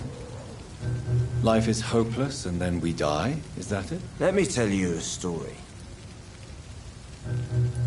All right. Go on. A few years ago, when I believed a resolute man could change things around here for good, a tragedy occurred nearby. What kind of tragedy? It was a bomb. Bomb that exploded and killed many people. Metal and blood everywhere. Shouts, fire, broken window of the shoe shop, a torn street light. You lost people you loved that day, didn't you? I've lost everything. But you know what the worst part is? I don't even remember where it happened. I've drunk so much to forget it. And now I can't remember where it was. I can't pay my homage to the dead. I'm sorry, Mr. Delaney. It's okay. If you ever find the place, just leave a flower for me there. Even if you tell me where it is. I'm not sure I'd memorize it.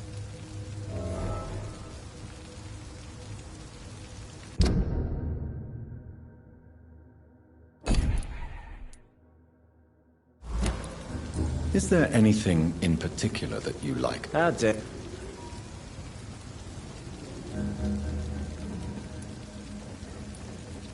Why are you so... Cynicism is the polite way to express despair, Doctor.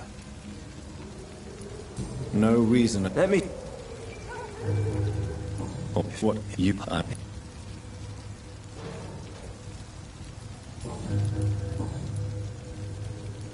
Surely you must have had dreams and expectations when you were young, like everybody else. Sure. I wanted things to change. To really change, and to change for good. The bigger the dream, the harder the fall. Sounds like you were an idealist, which is honorable. No, sir. I was an anarchist and I believed that exclusive property is a robbery in nature. I wanted a new world to rise from the ashes, Dr. Reed.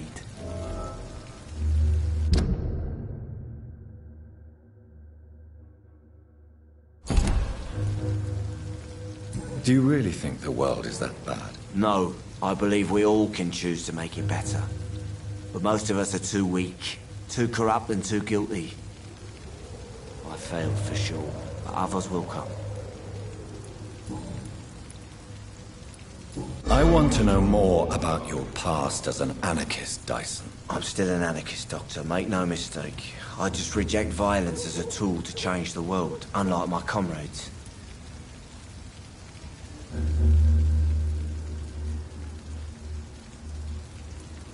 Do you believe in a bloodless revolution, then? I do not believe in much anymore, Doctor. But I'll admit I like your idea of peaceful change. I like it a lot. Do you still see your comrades, then? Even if you don't agree with their methods anymore, I mean. No. I hope they'll come to share my point of view one day. I'll raise my glass to that splendid idea. Goodbye, Mr. Delaney.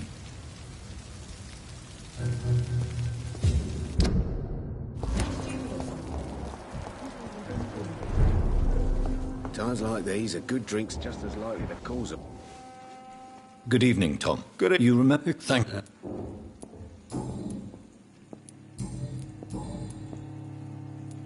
What? Who? How is it you can keep this place open? This part of town doesn't seem particularly safe. Well, since everybody needs a drink, my pub is considered neutral ground by most groups. I see. So you get pressure from all sides about how this place should be run, do you? Well, something like that. Nothing that a few wise words and a bottle of gin can't solve. You're something of a figurehead around here. I'm only pouring alcohol for everyone to forget their troubles. Sean Hampton is the one giving them long-term hope. Since I'm here, is there anything I can do? Well, perhaps, Doctor. Peace partly depends on my stock of gin. With the epidemic, my supplies are running low. How could a physician help you in this matter? I have a small warehouse just past the quarantine line. Perhaps, with you being a doctor, you could go there and come back? Doctors aren't immune to disease, you know. Very well. Show me where it is. I'll see what I can do. Oh, thank you, sir. Here's the key to get in. You're about to save many dry throats.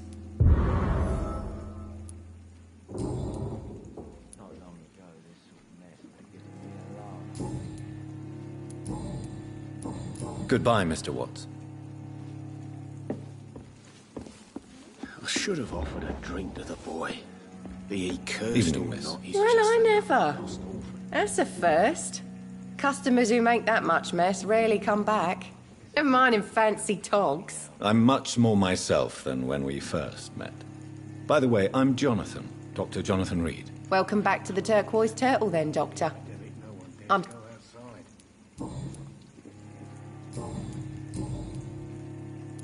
Excuse my curiosity, but where exactly are you from, Miss Cavendish? Something bothering you? What, my name? Or my complexion?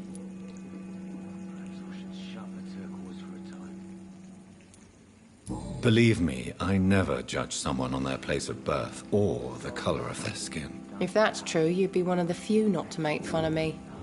Just you, Tom, Dyson, Miss Fishburne, and of course Mr. Hampton. I'm sorry if I worried you. I was just curious to find out if you know this part of town well. Nosy. My dad was a sailor from Bombay, and my mum was a maid born up in Glasgow. They got married in London. And here I am. Excuse my curiosity.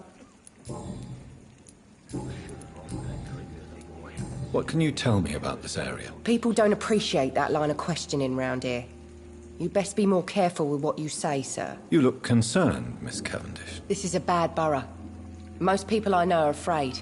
Most locals will rob you blind, or worse. You best mind your step.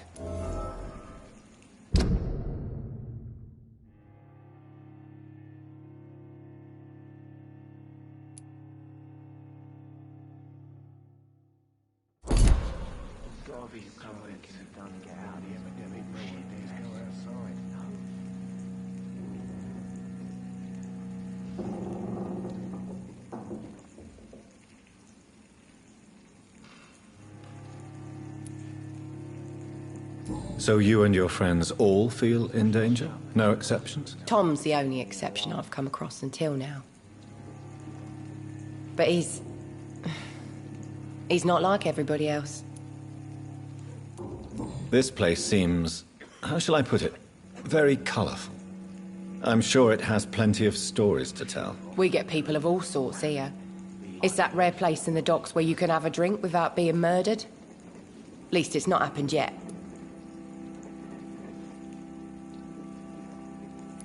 So this bar is neutral territory, then? Yeah. Tom's convinced this is something the locals need. No one ever draws a weapon here. That's one of the reasons I accepted the job. Your boss must be quite the negotiator to force such an agreement. Yeah. Tom's a great bloke. Mr. Hampton, who runs the night asylum, he's the only other man that's able to keep peace around here.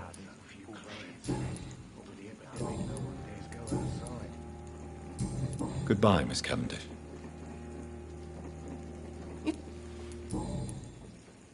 What can you you look this is so Tom. Goodbye, Miss Cavendish. These are good drinks just as well as the sold one.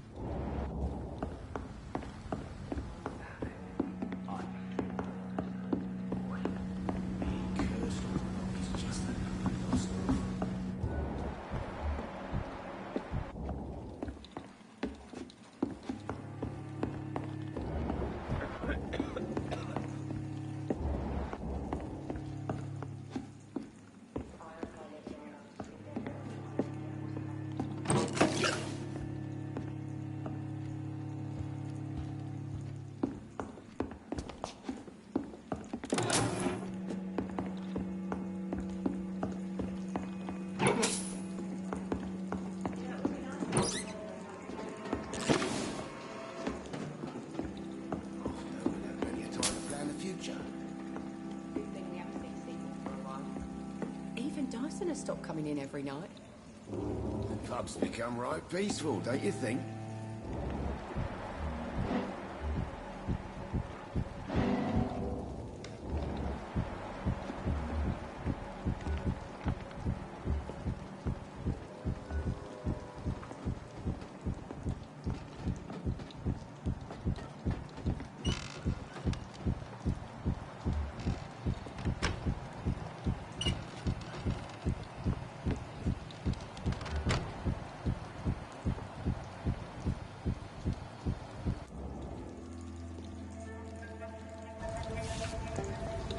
Don't forget to count each bullet you fire. You told me that already.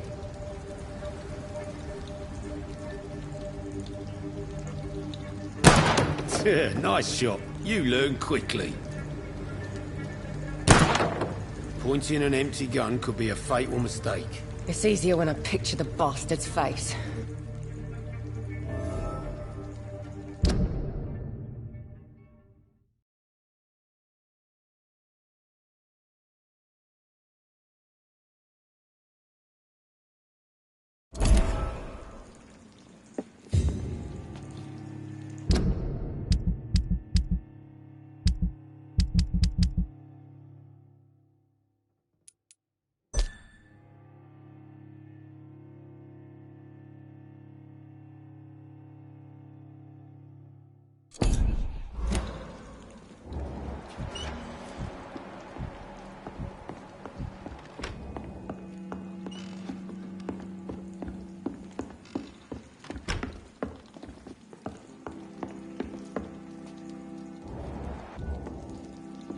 It's locked, all right.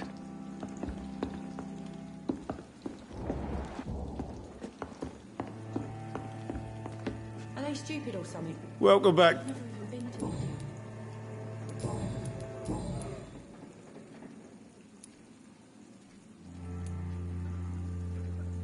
Why does your waitress feel in danger working on the docks? This part of town is dangerous for all, but for women it's worse, as always. Sabrina is a brave girl, but she can't help feeling in danger. Do you think she has good reason to feel this way? Are you not worried about her safety? course I am.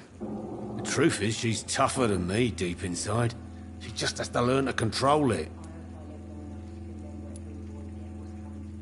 Why are you teaching your waitress how to use a pistol? Sabrina is a nice girl who's already faced a lot of problems in her life. She does not need another.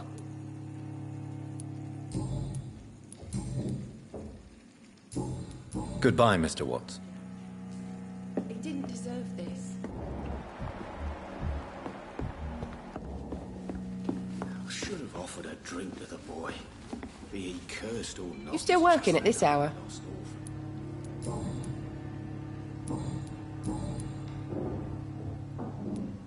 I know you've been learning to use a gun, Sabrina. What are you up to? I just want to feel safe when I go home at night.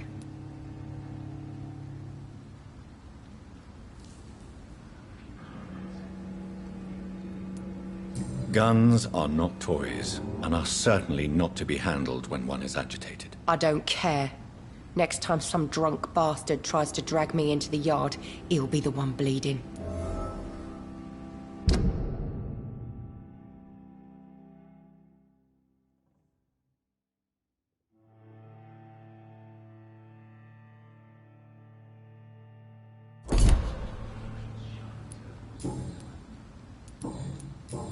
Goodbye, Miss Kemp.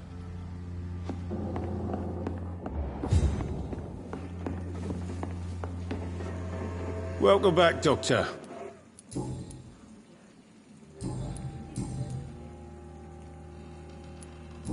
Do you call? What? Goodbye. So few clients. What with the epidemic, no one dares go outside.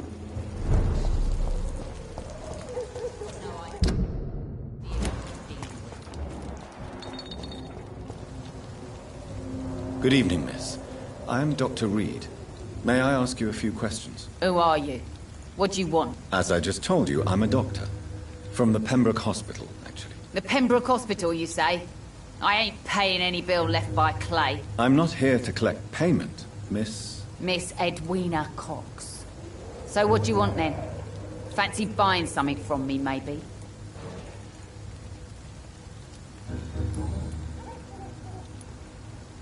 What can you tell me about your work? I'm a businesswoman. I buy and sell things, and I send my wet boot boys after anyone who don't play nice with me. Gang member and shopkeeper. Can't be easy running double shifts. If you're interested, I may find use of a doctor who can freely walk across the city, you know.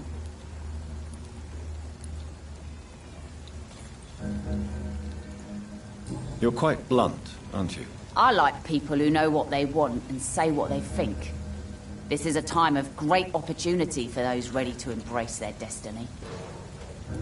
I'm not interested in a career in the criminal underworld, Miss Cox. Fair enough. Stay away from us then, if you don't want to get hurt, or worse. Since my return from the war, I don't feel that concerned by threats, knives, or even bullets, if you must know. That's exactly what that stupid trade unionist claimed after he attacked one of us. Booth and I reminded him a bullet beats words every time.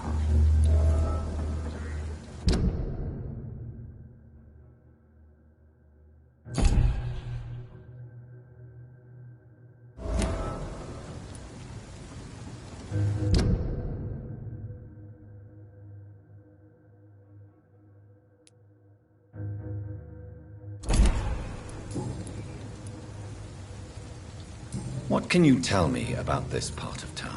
You can't trust anyone around here. As soon as you lower your guard, you can be sure some arsehole will take advantage of you.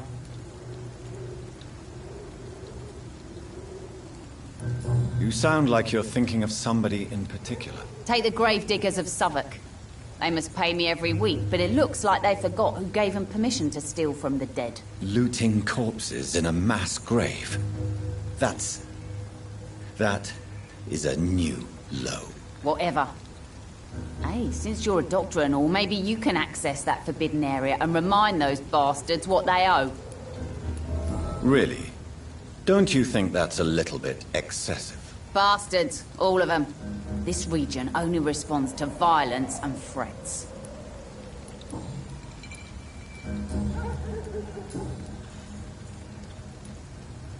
Tell me about the man you and Booth killed, Edwina. The bastard killed one of us and received retribution. There's nothing else to say. What happened exactly? I don't know, and I don't care. One of ours was killed by that communist bastard, but he didn't brag for long. So you have no idea what really happened, but you executed him anyway. No one messes with the Wet Boot Boys, Doctor. This is our territory, and this is our law. And your conscience is clear. You kill without hesitation. Violence is an efficient tool, Dr. Reed, when used properly. So you decide who lives and who dies, just like that. Yes, Doctor. Just like that. I'm not saying it's fair. I'm saying it's my way of dealing with troublemakers.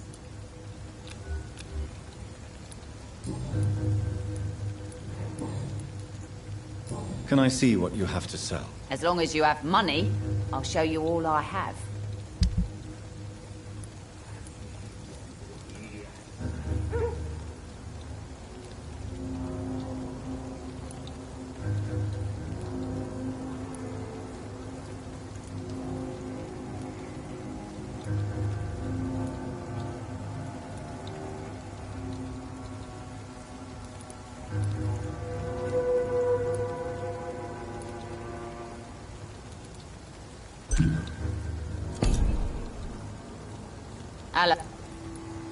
Can I see? As long as you...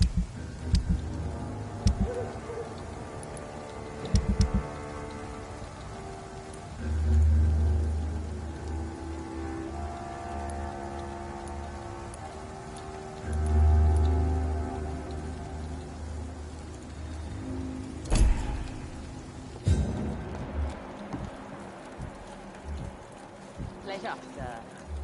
Been a while since we've seen any new faces round here.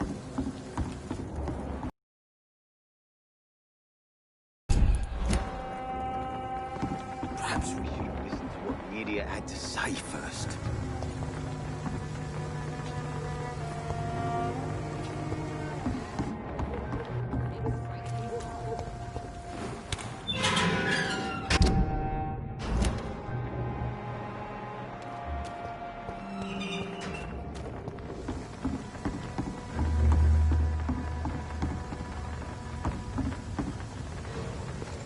Good evening, sir.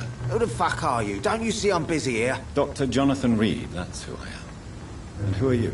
Ah, some fancy gentleman we've got here. Clear off. We don't want strangers on our streets. So you won't tell me your name, then? The name is Booth Digby.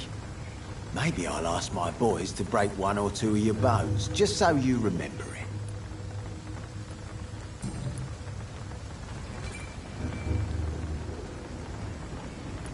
Are you some kind of vigilante patrolling these streets at night?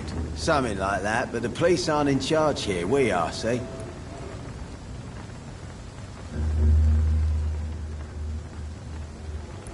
So you're a concerned criminal, is that it? Using funny jokes about me and my boys, are you? Fuck. You must have some balls. I saw many men like you during the war, Mr. Digby. Greedy little cockroaches who feed on despair. I could kill you for saying that. But, nah. You've been a soldier. I can respect that. So, tell me about your gang, then. What? Have you got a death wish? You really want me to answer that? Well, yes. You seem so proud of your status. Why not tell me who you're working for? Oi! I'm the boss, all right? The Wet Boot Boys work for me. All of them. Situation round here is better than other districts because of us. Because of me. What can you tell me about this part of town? Things ain't that bad, thanks to us. We give people what they need, and we control this borough. Well, you're not doing a very good job. People are still dying here, like everywhere else. Yeah, well, we can't be everywhere all the time. And Edwina says if we can find more guns, we could be more efficient. More efficient? Really? You should probably tell Edwina that guns are useless against diseases and infections. Incredible. You know what? You're lucky she can't hear you right now. She's more smart than patient. My sweet queen of the docks.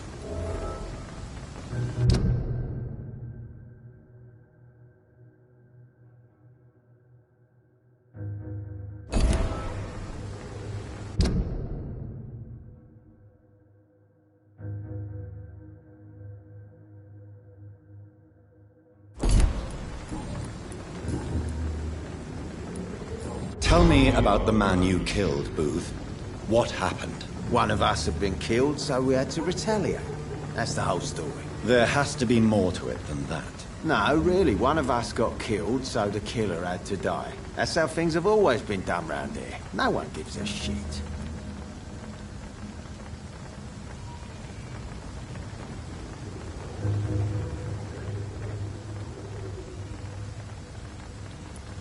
Are you so heartless that you could pull the trigger and kill someone without even blinking? Have you looked around recently? Do you really think one more body will make a difference? Goodbye.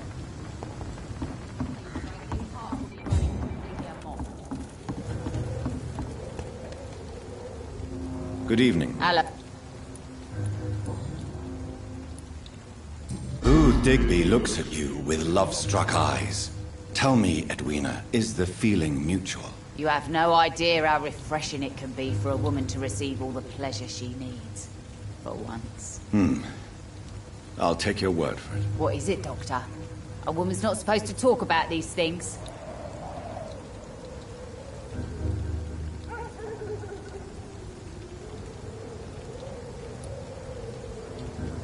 Behind all your crude words and your attitude, I sense romance and a soft heart, Miss Cox. Romance? I have no time for such rubbish. I use Booth like I use everyone else.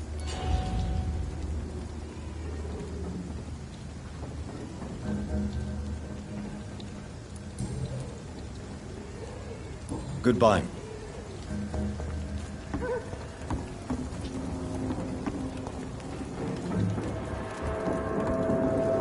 The sewer dog's fault, they Someone's say. playing The a right gangs, the strike. epidemics, everyone's You throwing again. the blame. What are you...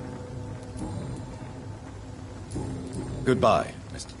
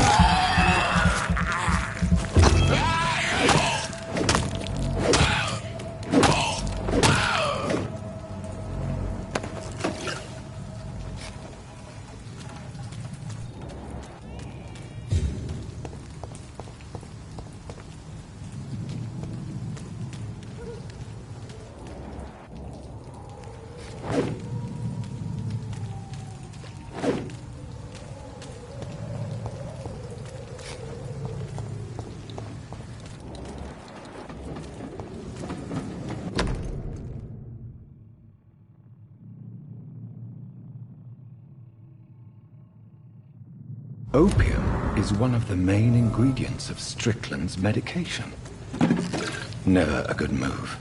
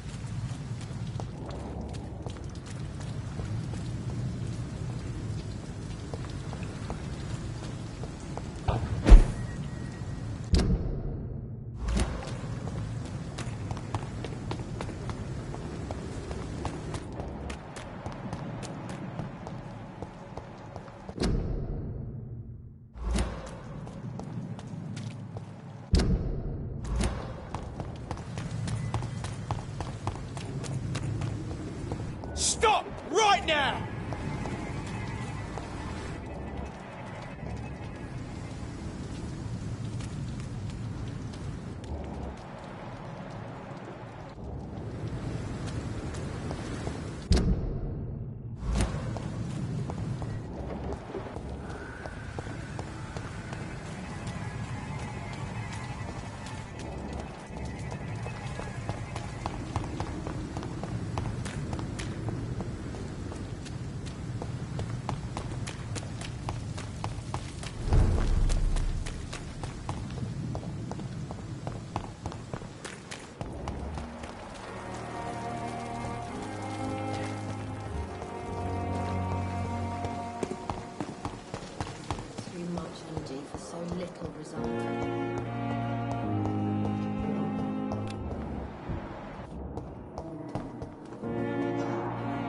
Good evening, Dr. Strickland. And good evening.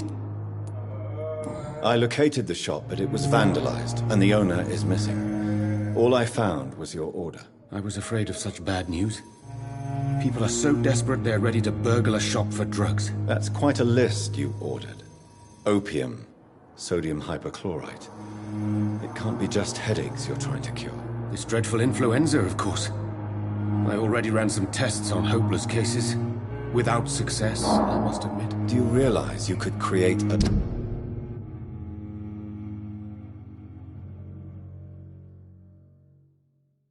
lethal poison without the correct dosage? Then there are the legal ramifications. Is this not true of any medical substance, Dr. Reed? However, if you would agree to improve it, I'd be glad to accept your help. As long as you promise to be scrupulous with your experiments, I may try to gather these substances, and even help improve upon the mixture. That's all I'm asking for, Dr. Reed. That's all I'm asking. I want to know about these secret tests you run, and if they can save people from this epidemic. Speak to me now, Thoreau. I know I may sound presumptuous, but I'm just following your steps, Dr. Reed. I'm casting away the shadows of ignorance by daring to face them. Self-confidence is essential in our line of work, my young colleague, but only if tempered with the correct amount of cynicism. But you never doubt yourself, Dr. Reed. I've read all your articles and books. You performed the most daring research during the war.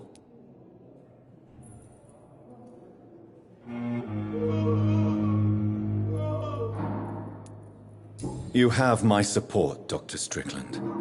I know exactly what it feels like to battle an unknown disease, with only your mind and force of will to help you. Thank you, Dr. Reed. You don't know what that means to me.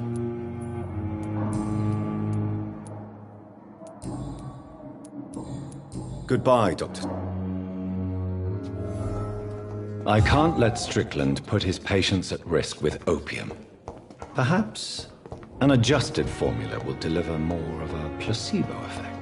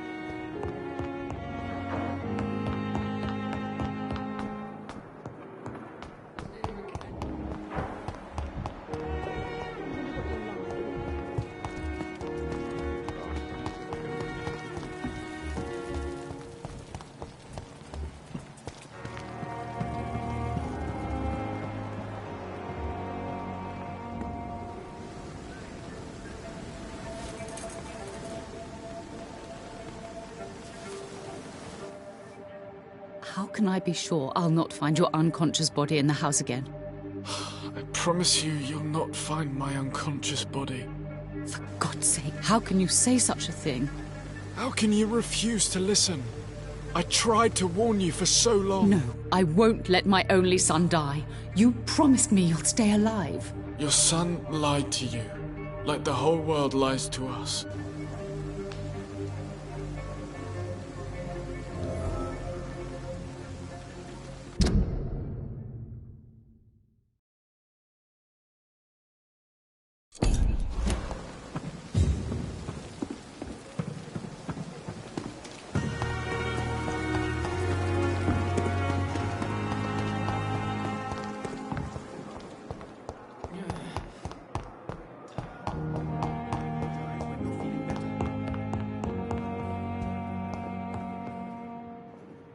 Good evening.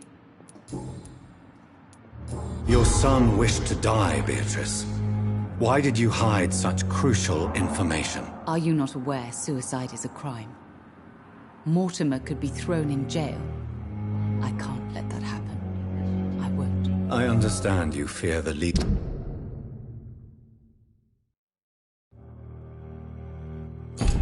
consequences, Mrs. Goswick. But don't you realize your silence significantly affects your son's case? All my son needs is help and comprehension, not judgment and punishment for what he may or may not have done.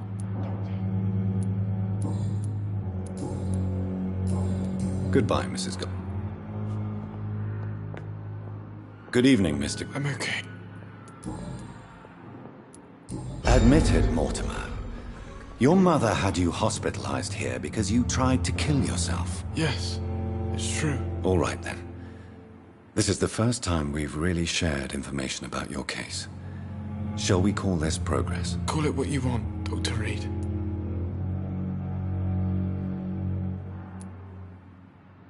You can trust me. I won't report you to the authorities. My one and only concern is your health. I guess I should thank you, then. Can I help you in any way, Mr. Goswick? I wrote a letter for my mother. She was supposed to read it after my death. But I suppose she doesn't have to read it now. I see.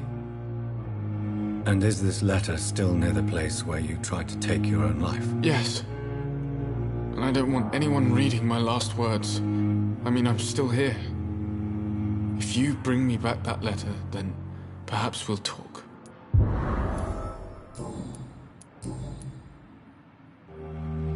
I have to go now, sir. Good evening, sir. Doctor.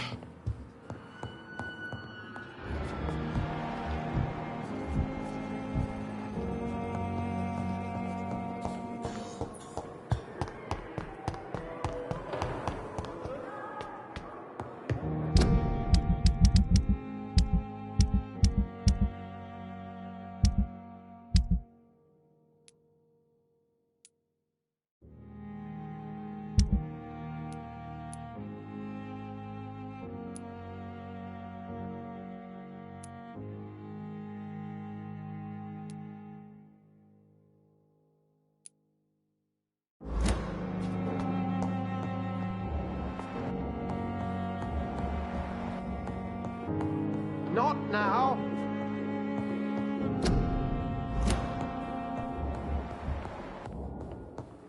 I cannot enter.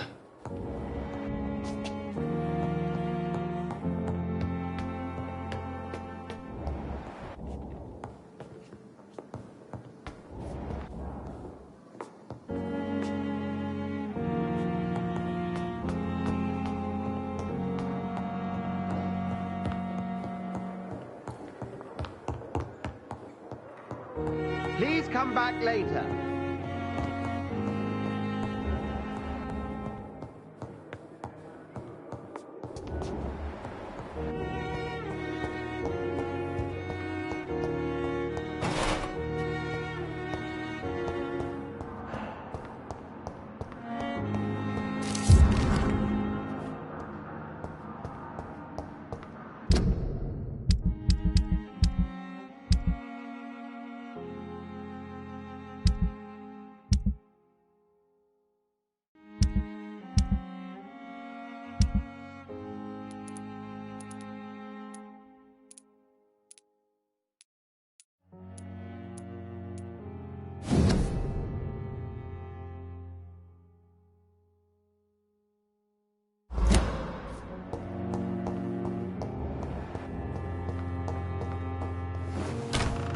This must be the place. It's definitely away from prying eyes. Relegated to the shadows. A kingdom of my own. At least I won't be sleeping in a coffin.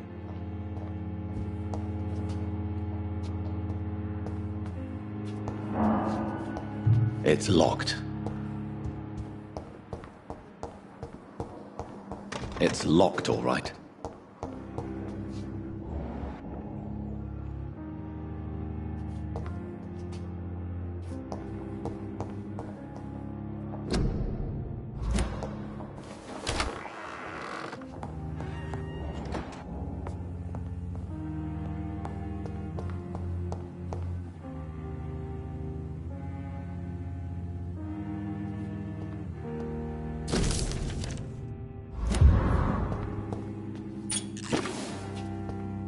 Strickland's project could be dangerous. I have a mind to report him to Dr. Ackroyd.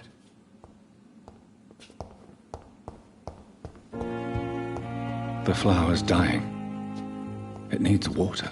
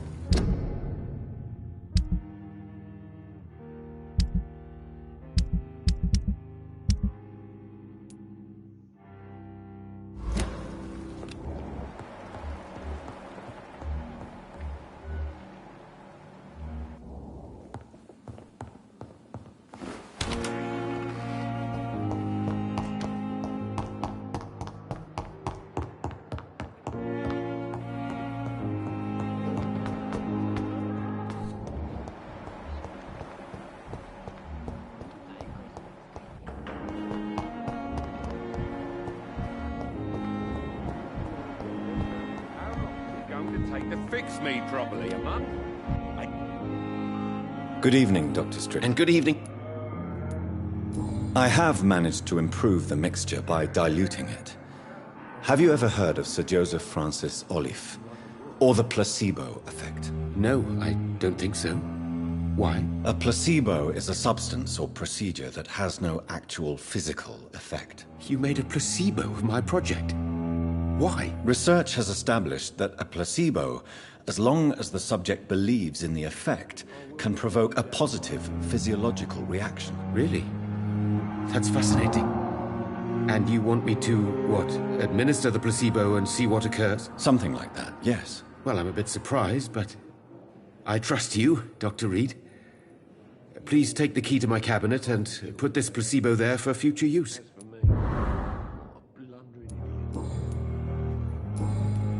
Goodbye, Dr.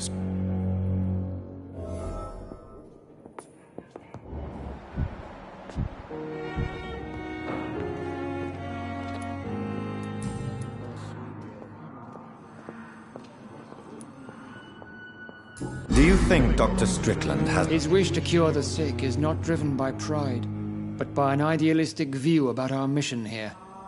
Honestly, I don't know which is worse. You consider him a good practitioner, yet you will not report his methods. Strickland may be a rival, but I will not use dirty tricks or regulations to prove him wrong.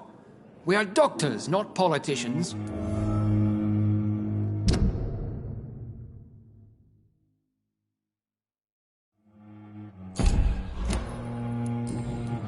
Thank you for your time.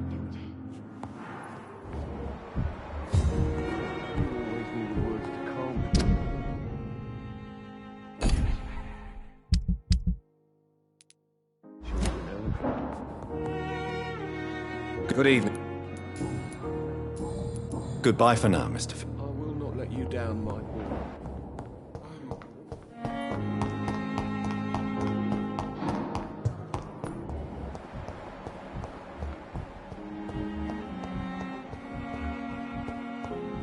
I cannot enter.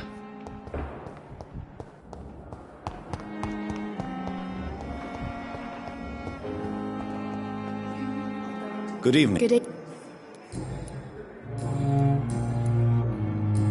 Goodbye, Nurse Hawkins.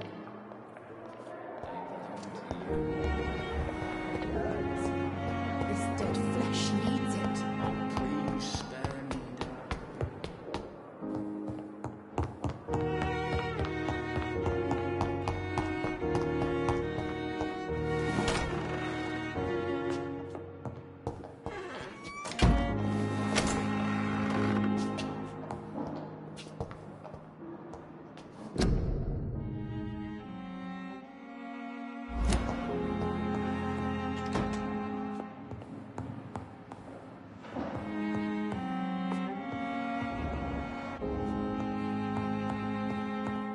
It's locked, all right.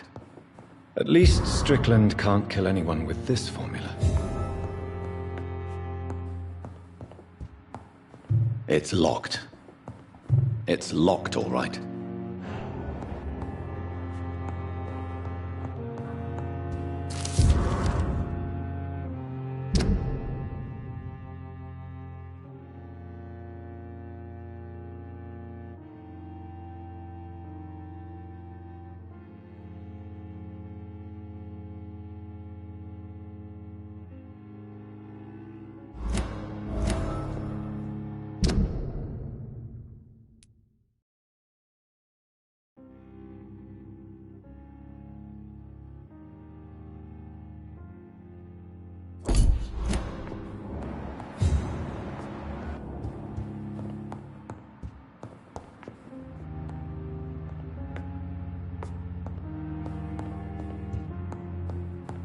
It's locked.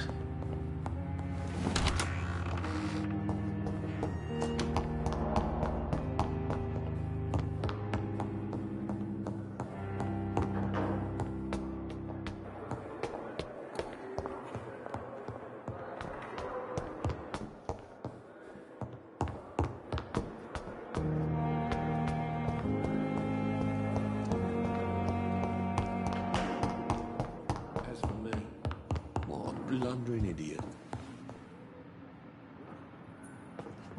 Good evening, Mr. Goswick. How are you?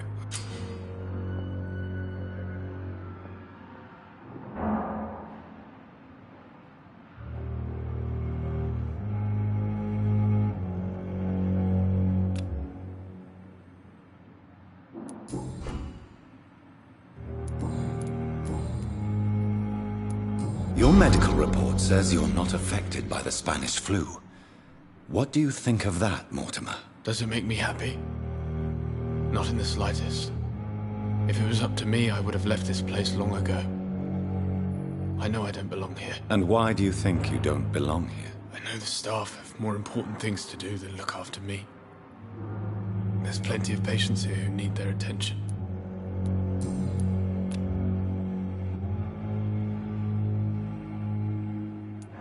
I have to go now, sir. Good evening, sir.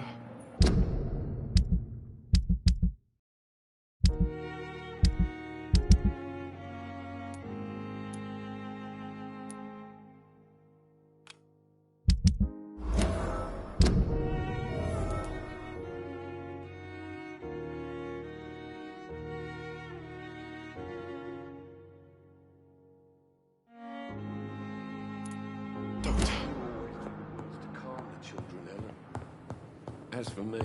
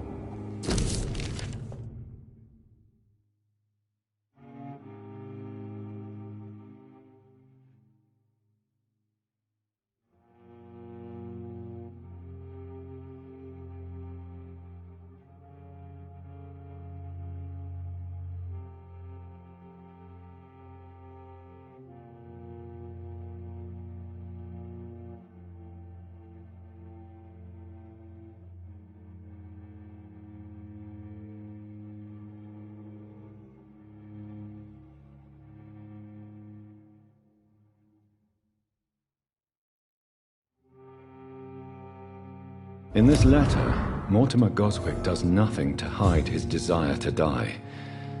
I could give it to his mother, but doing so would betray his trust.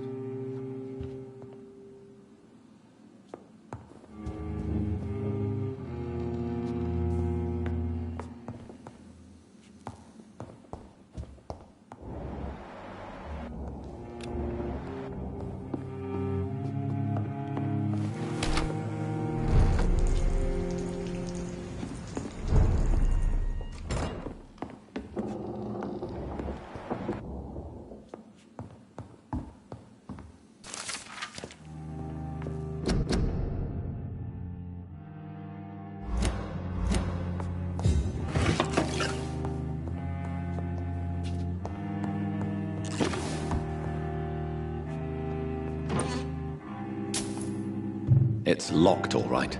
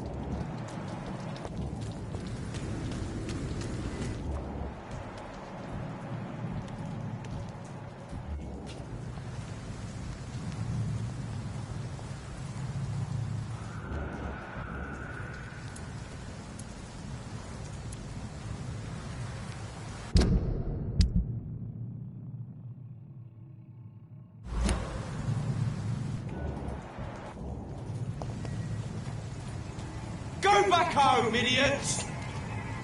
It's a leak!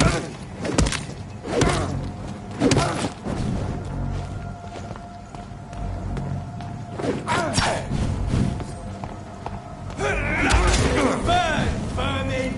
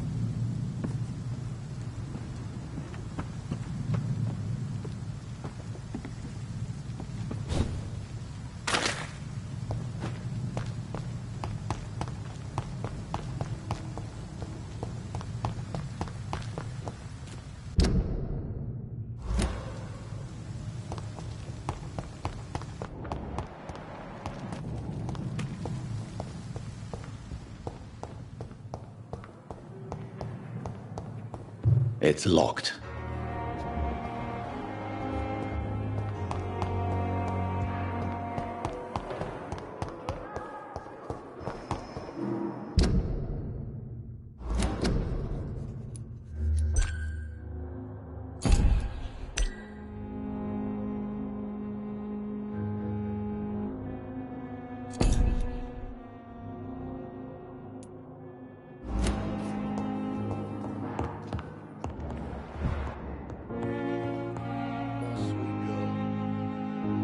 Good evening, Mr. Goswell. I'm okay.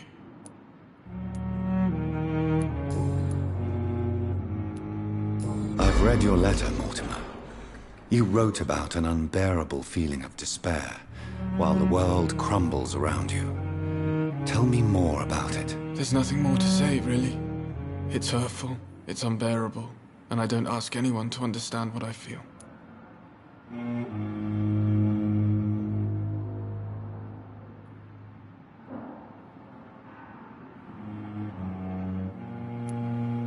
Despair is a deadly poison I've tasted myself, sir. We're only tempted to drink it because we're terrified by the uncertainty of the next minute. I know that perfectly, Doctor. For I waited for so long, hoping that the next minute would be less unbearable.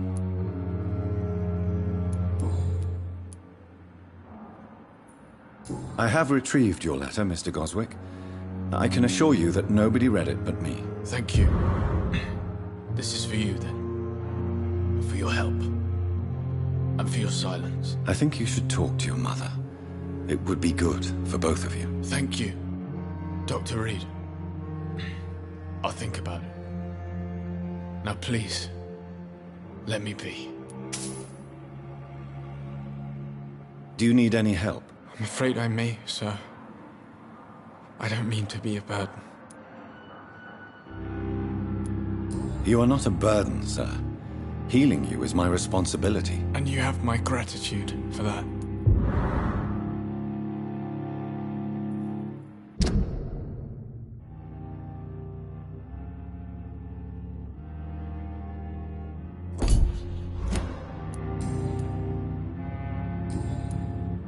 I have to go now, sir. I'm alright. Don't waste your time with me. Good evening.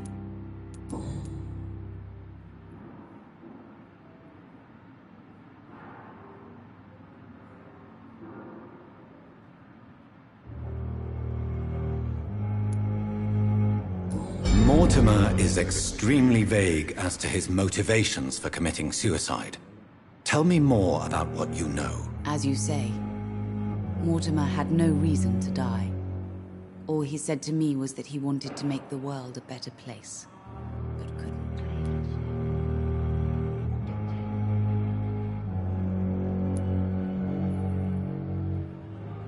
Why did your son feel so useless when facing the world? I think it was more that he could only see the melancholy facets of life. He couldn't help but dwell on such things. What do you think he meant by making the world a better place? Mortimer has always been a sensitive soul. He wouldn't talk to anyone for months after his father passed. It's like he carries everyone's sadness with him. I have read your son's suicide note. It was not an impulsive gesture, nor was it his first attempt. He threatened to kill himself a few times before. But I never thought he would dare to punish me this much. Punish you? Why? I've known for a long time he was not happy with his life. But I always hoped he cared enough to avoid making me suffer like this. Do you realize your son could try to kill himself again? He might succeed next time. I think about it every minute. But I won't stop fighting for my son's future. That's how much I love him.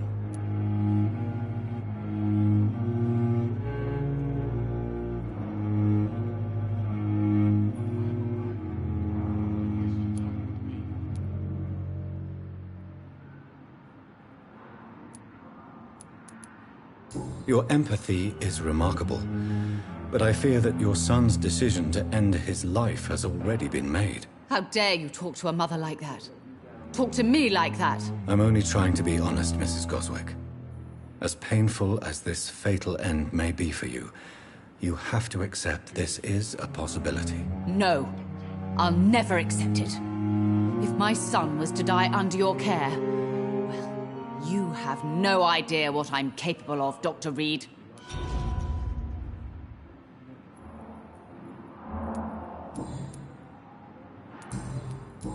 Goodbye, Mrs. Goswick.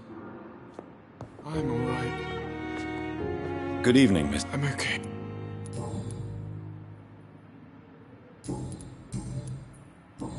I have to go now. I'm alright. As for me, what a blundering idiot.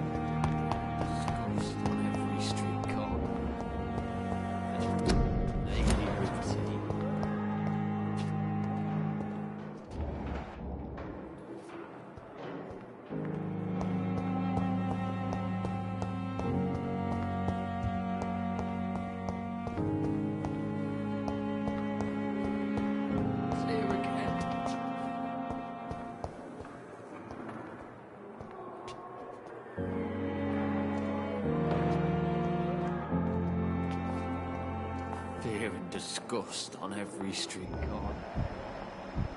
Daily routine.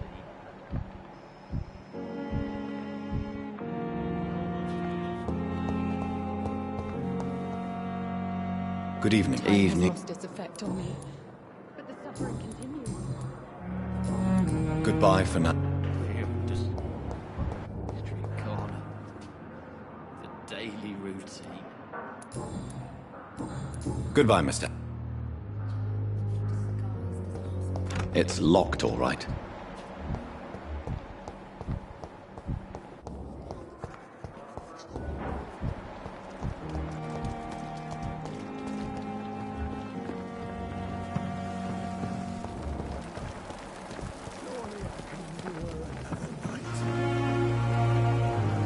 Good evening, Doctor. Goodbye, Dr. Tim.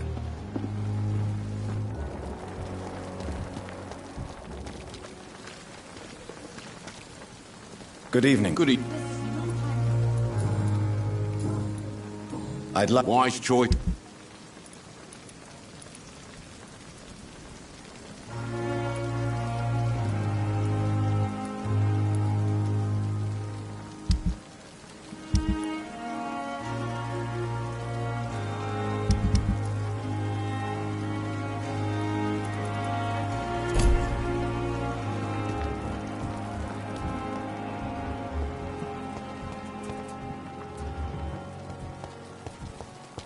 Another night with the glorious battalion of Pembroke. Must prove what we are capable of. It is now. It's here again.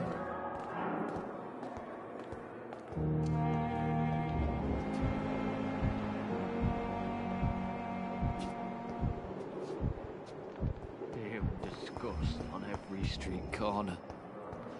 The daily... Good evening, Mr. Elwood. Eve.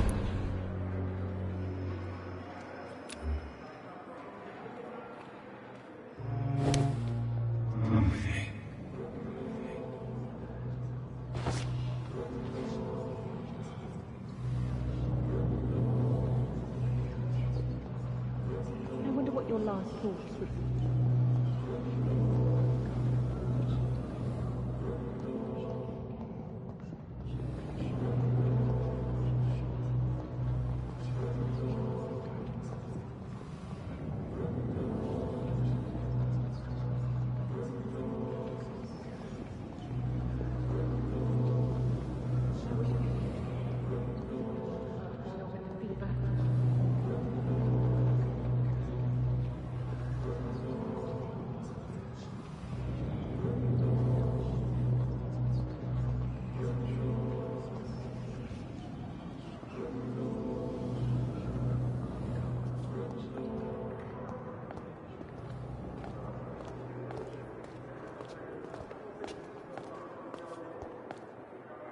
Good evening. I need blood, Doc.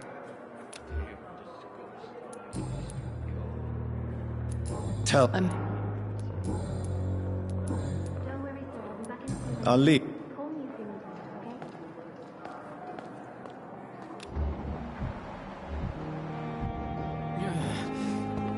Damn.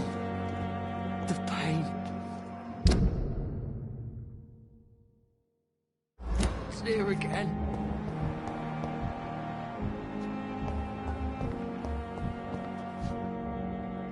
Good evening.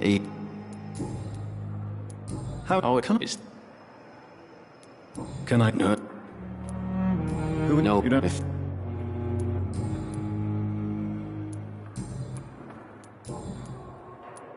How aren't she... How much then it... You... How close aren't she? Where are you? Goodbye. Damn. The pain. It's here again.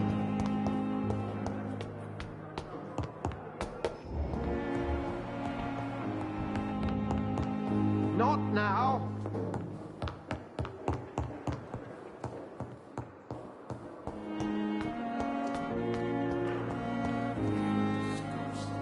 Good evening, Nurse Hall. Good evening. Goodbye, Nurse Hall.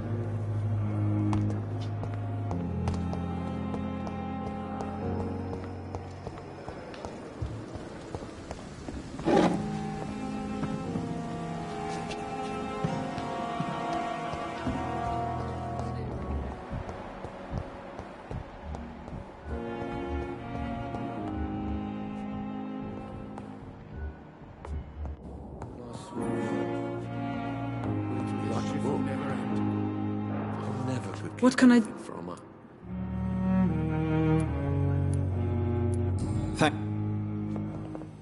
Good evening, sir. Doctor.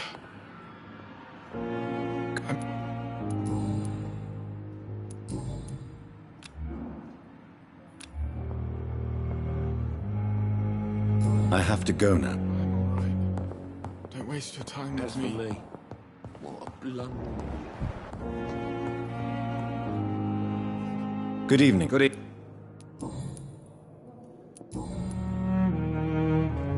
Goodbye for now, Miss. Always knew the words to calm the children, Ellen. As for me, what a...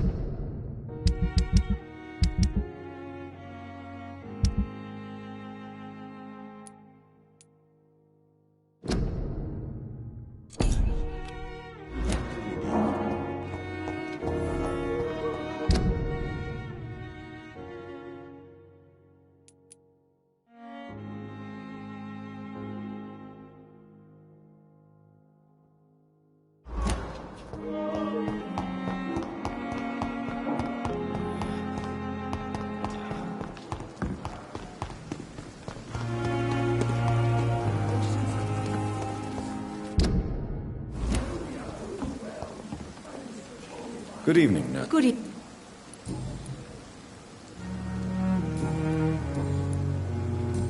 Goodbye, nurse.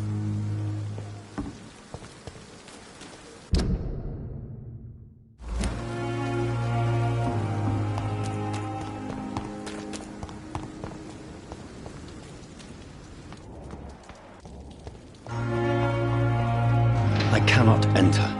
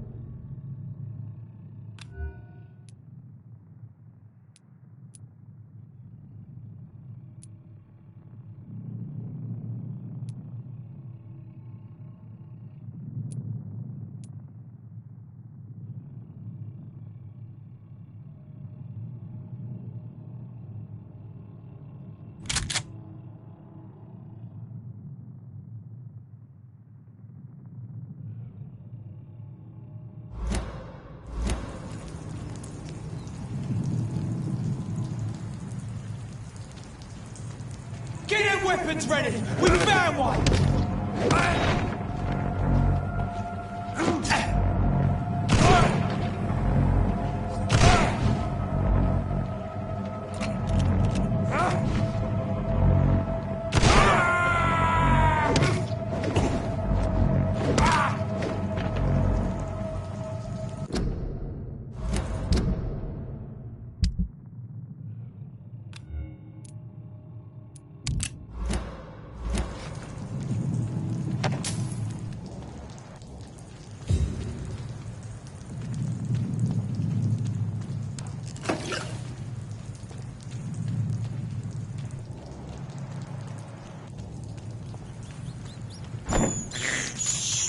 I have this thirst for blood.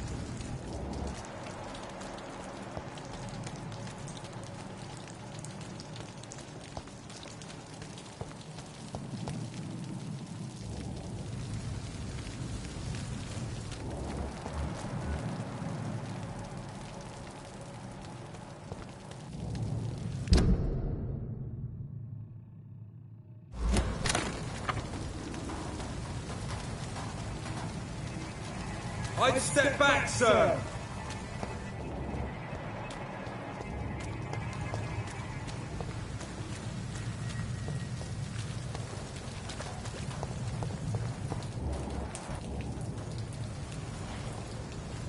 Dive there!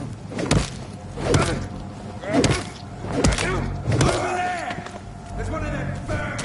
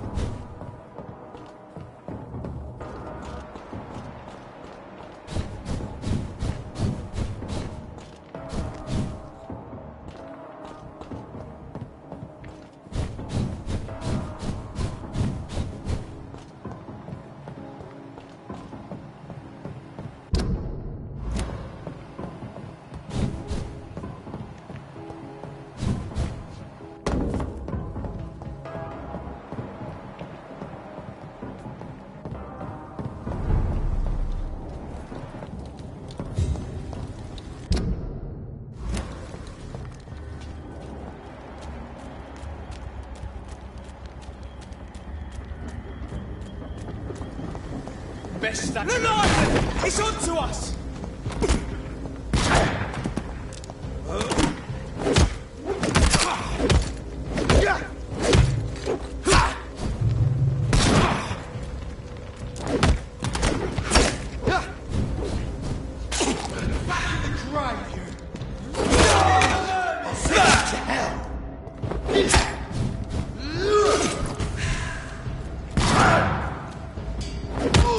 Bloody leech!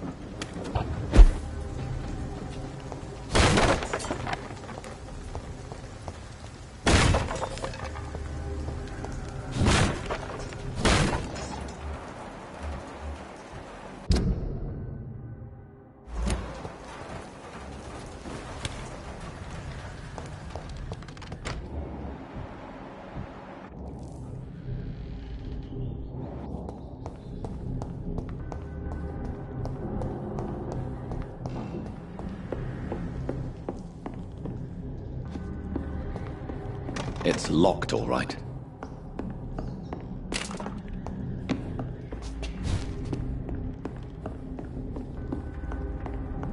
It's locked, all right.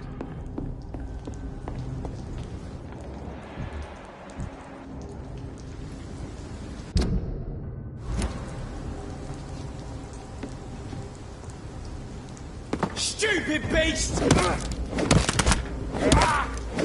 Filthy piece of shit!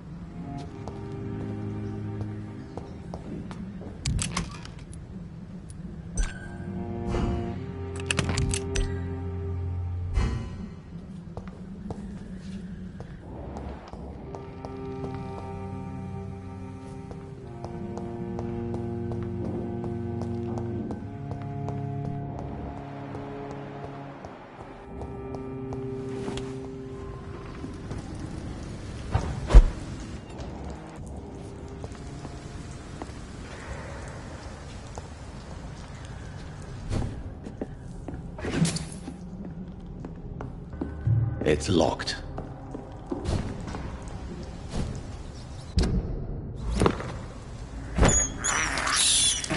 This is despicable.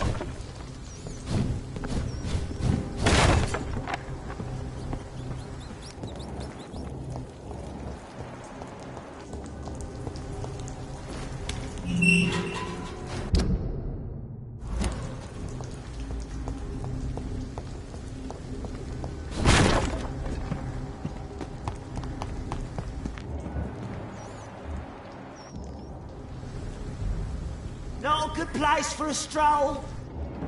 Go on, it's a leech. Kill it.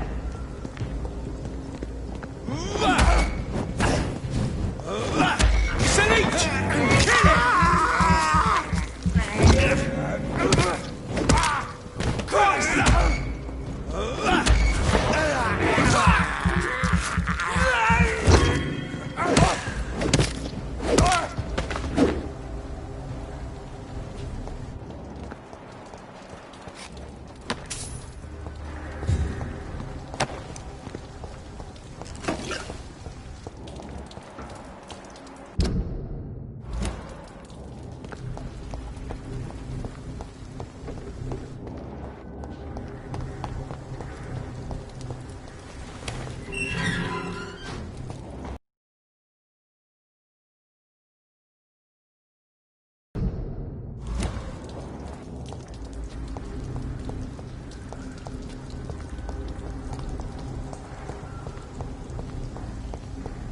Yes.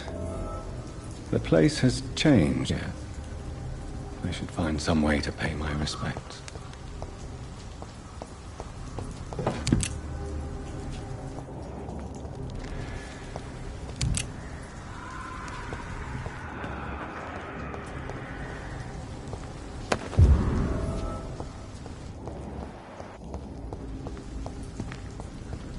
May all who suffered from this tragedy find or rest in peace.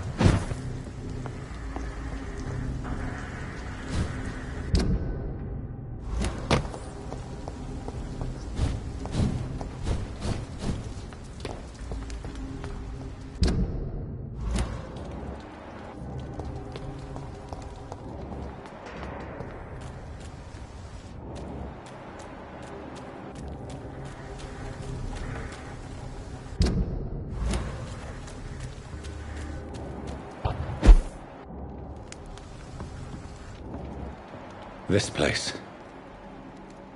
Rain.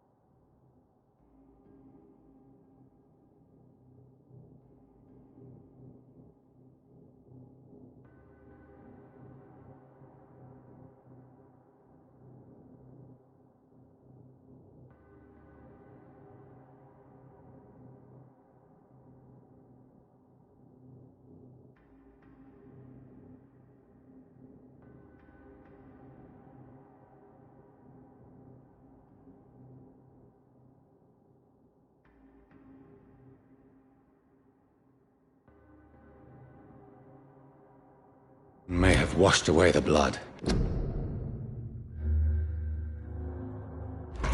But not the memory. My poor Mary.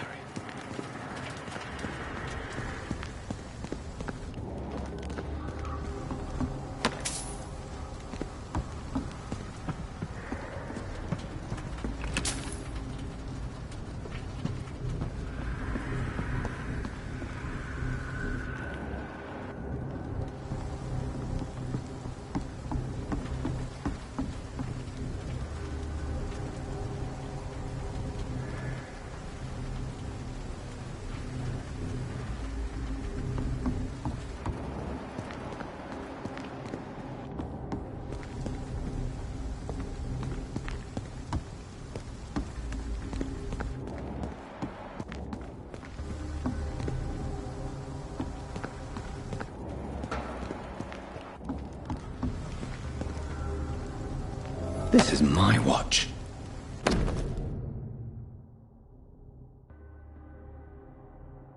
Damn grave robbers.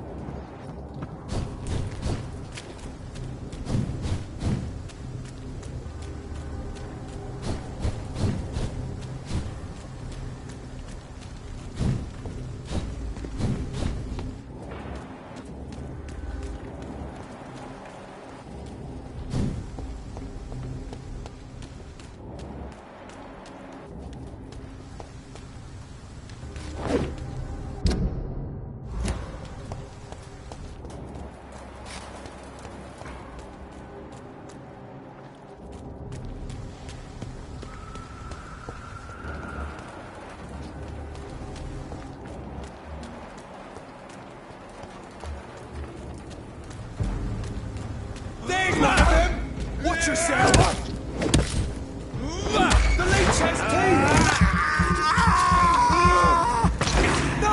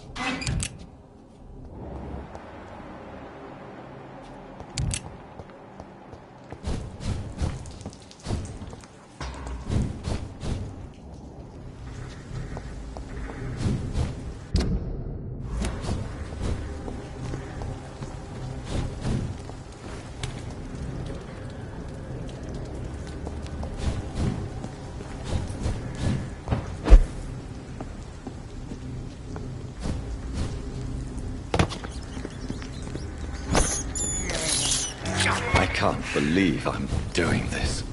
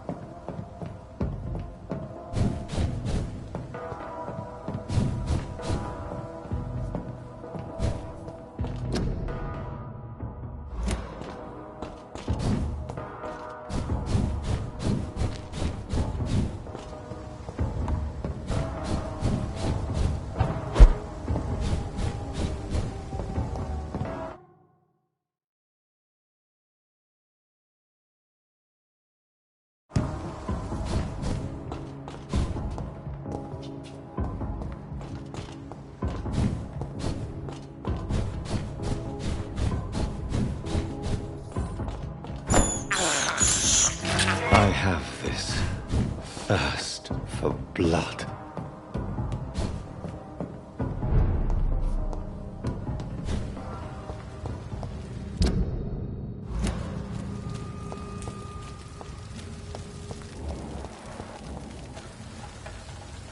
Good evening, sir. Good evening. Why must it always be a good evening? I was just being polite. I'm Dr. Reed. I'd like to ask you some questions, if I may. Don't like questions. Or doctors. And the name is Seymour Fishburne, if you must know. What can you tell me about this part of town? A shithole filled with maggots. Liars and thieves, all of them.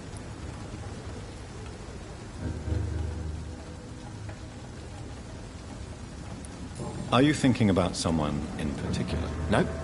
Hate them all. Especially these petty, whining little shitbag beggars. Is there no one who deserves your leniency, then? Well, Tom from our local is somewhat of a decent bloke. At least, unlike most maggots, he knows how to listen without opening his trap. What's your occupation? I take care of my mum. That's what I do. She's the only good thing in my life. Even though I don't treat her so good.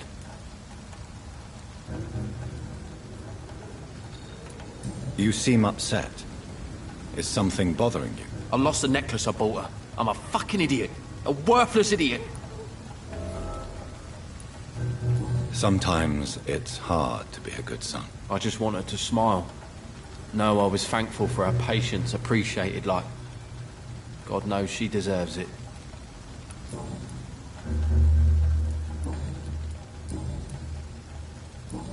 Goodbye, Mr. Fishburne.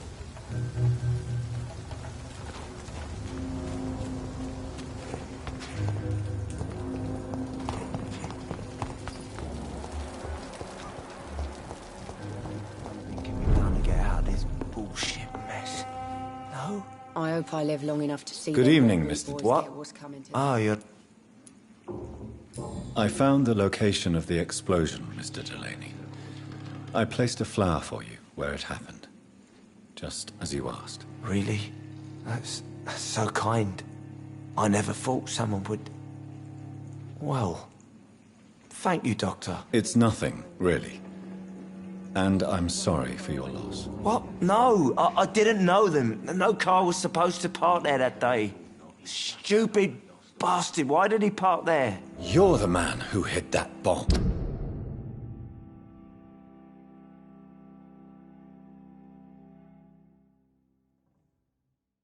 I don't want to talk about it. Leave me alone.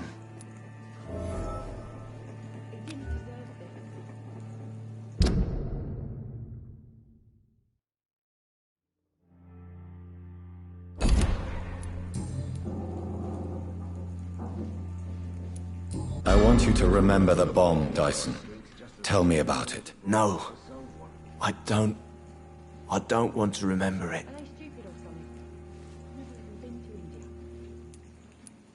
The victims. They were not the target, then? I spent so much time figuring out the perfect moment. I used a short fuse.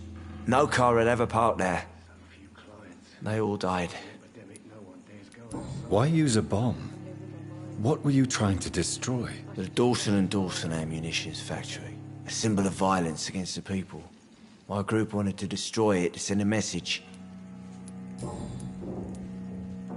I sense your guilt, Dyson. Why is that? Did you not think violence was an acceptable political tool? I still believe our fight was just. By killing an innocent couple who were just at the wrong place at the wrong time.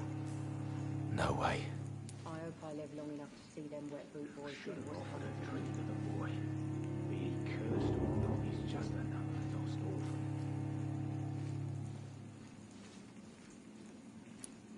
That bomb also killed you that day, don't you see?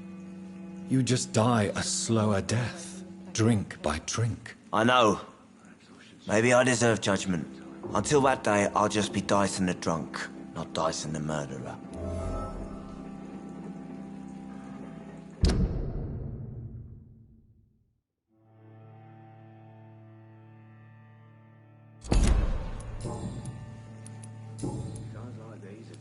Is that...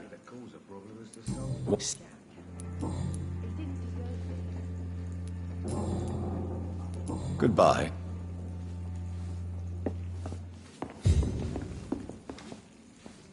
Welcome.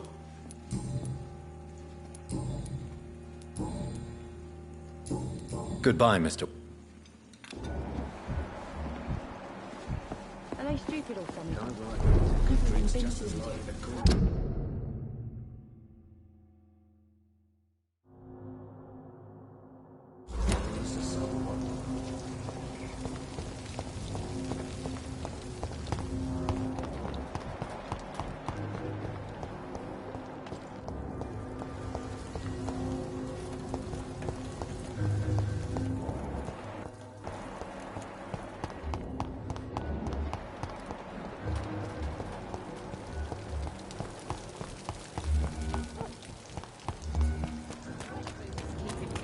These parts will be running completely amok.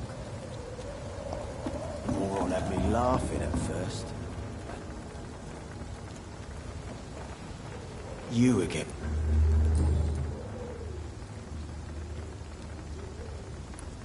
I know you believe monsters are real, Booth. They are. I know, I saw one, but no one believes me.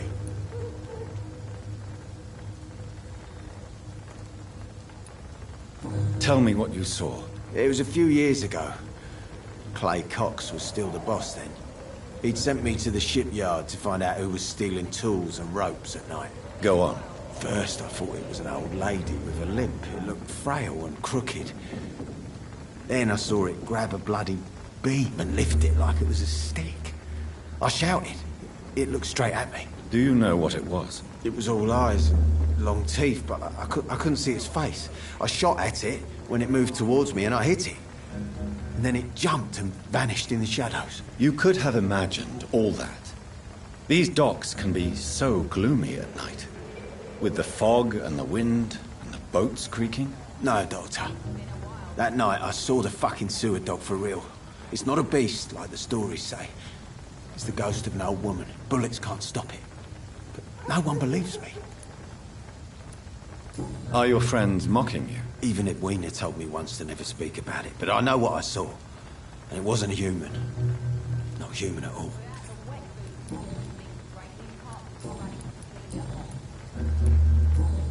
Goodbye.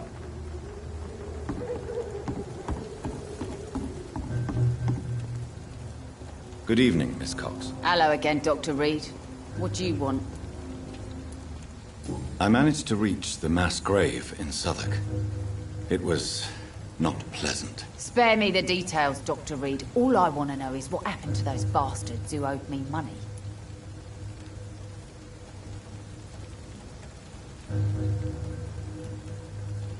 I'm afraid those bastards, as you call them, are in the mass grave. Dead? Shit. That money would have been useful. Well, I'll tell my boys to avoid the place if it's that dangerous. Yes.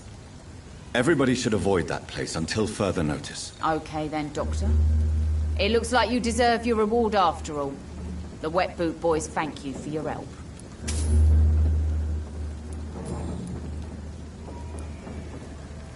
Tell me your feelings about Booth's belief in monsters, Edwina. It makes him look weak in front of the boys, that's my feeling about it. But ghosts don't scare me. You don't believe he really saw something, then? I don't care what he saw or not. All I know is that a real man keeps his fears to himself if he wants to be obeyed.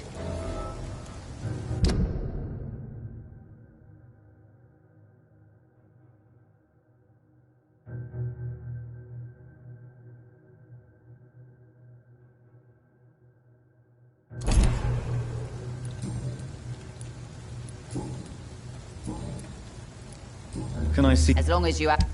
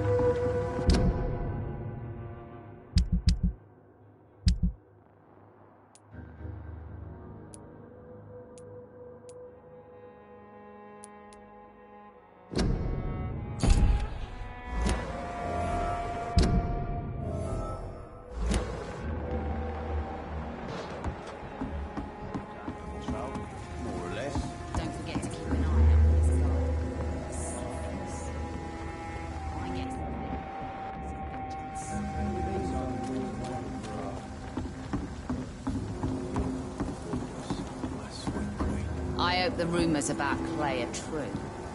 Otherwise...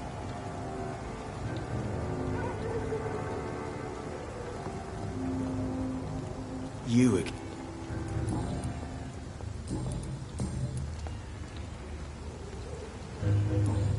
Goodbye. Without the wet boots keeping things straight, these parts would be running completely amok. I can't believe I'm doing this.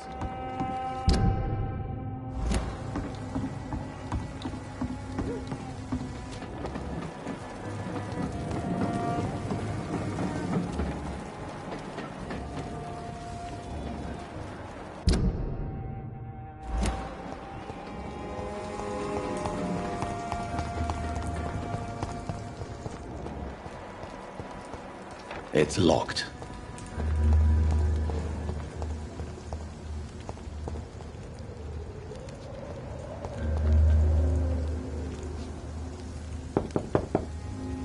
Good evening, madam.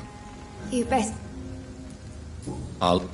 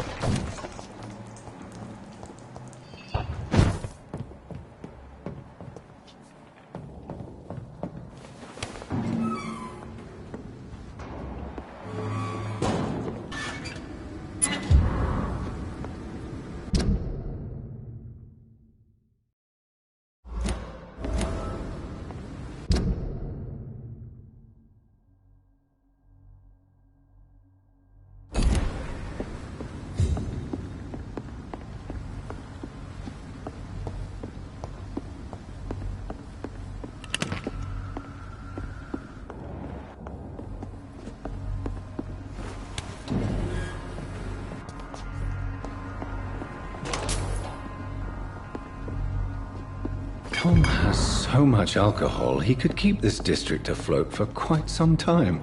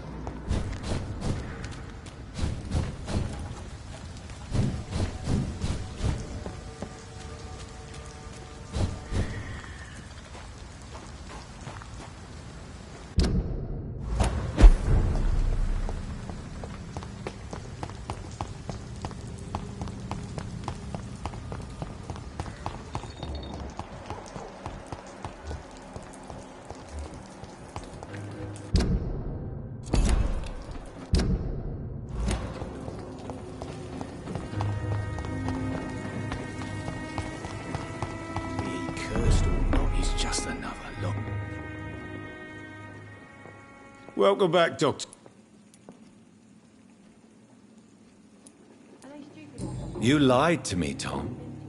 Your warehouse wasn't empty. It was inhabited with armed vigilantes. I'm sorry, Dr. Reed, but I thought those Prewen guards would be willing to let someone like you pass without trouble. That was devious of you, Tom.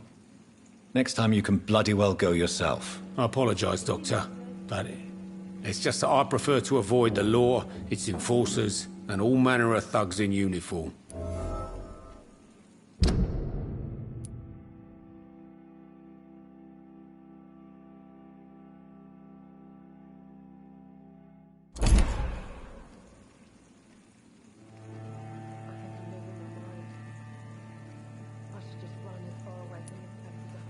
Here is your booze. I hope it will appease your customers.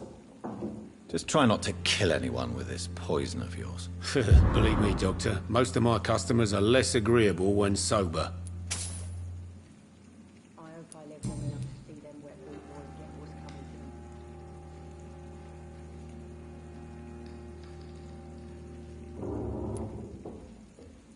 Tell me about your arrest for attempted murder, Tom. I tried to kill someone. I got arrested. I paid my debt and I have nothing to hide. So you mean your customers know about your sordid past? Yeah, why do you think this is the last pub open? I have nothing to hide and I don't judge. That's a relief for many round here. Do you think prison changed you? Made you a better man? Oh, I don't know about that. All I brought back is bad memories, scars, and an ugly tattoo of a blue turtle. But do you feel cleansed of your sins? All I know is that I'm at peace. I did what I did, but I wouldn't do it again. Does that make me a better man? I don't know. Why not leave town and start a new life after you got out of jail? I grew up in the East End. This is where my roots are. This is where I want to help others and die, eventually.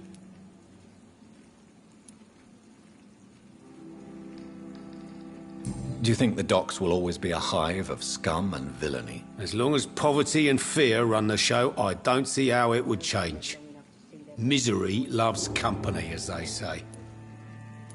Don't you feel threatened, staying in such a violent and criminal neighborhood? I've made peace with my violent past, Dr. Reed. I may not be a pacifist, but I'm not angry anymore.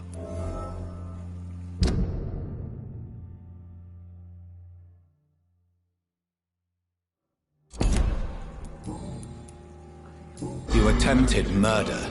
Give me some details. I was given an order to kill.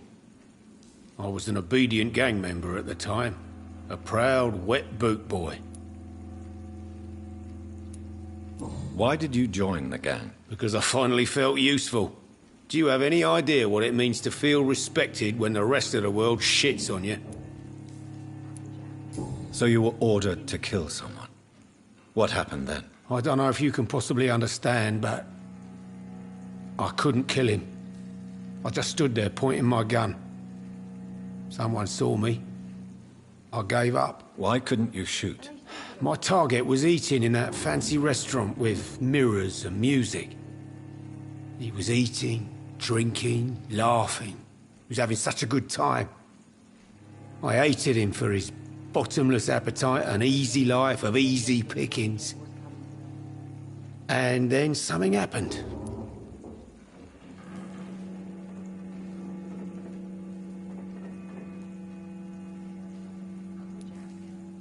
You refused to kill him because you wanted to feel some of that happiness yourself. You empathized with him. Exactly. The man was a bloody landlord who rented overpriced flats. Selfish bastard. But he made me smile. And I was no different from him. So I don't know what you...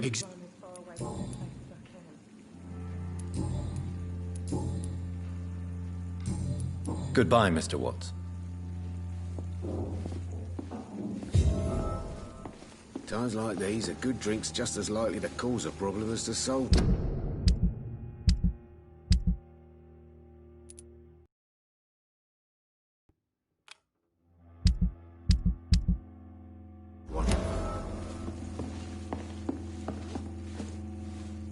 You still work? Tell me, Sabrina, do you really believe Tom has renounced his life of crime? He proves it to me every day he tells the truth. Tom Watts is a good man. One of the best. And you don't think he might fall back into his sordid ways? We can all do terrible things, Dr. Reed.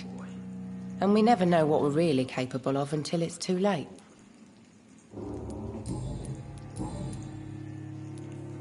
Were you aware of Tom's past incarceration? That's the first thing he told me when he offered me the job. He didn't want me hearing about his past from anyone else. Did it surprise you to find out about it? Not really. I was already aware of his reputation before I met him. That's why I came to the Turtle in the first place. Most people would have run away because of that. Not me. I thought a man like him could give me stability, you know? At least to some degree. And I wasn't mistaken. Goodbye, Miss Cavendish. Welcome back. Goodbye, Miss... Are they stupid or something?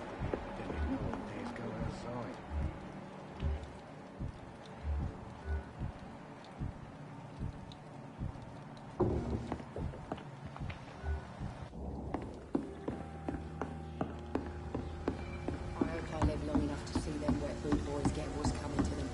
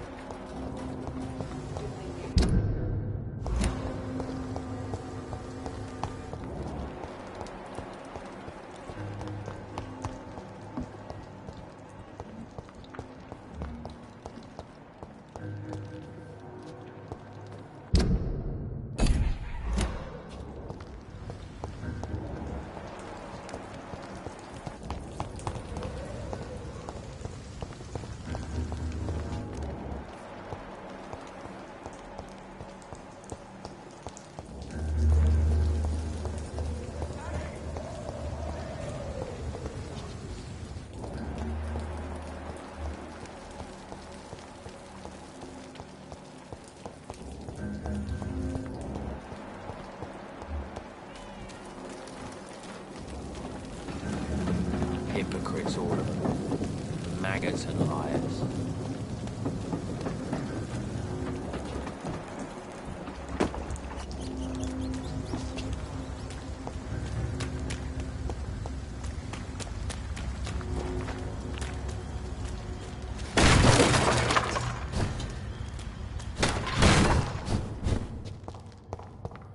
It's locked, all right.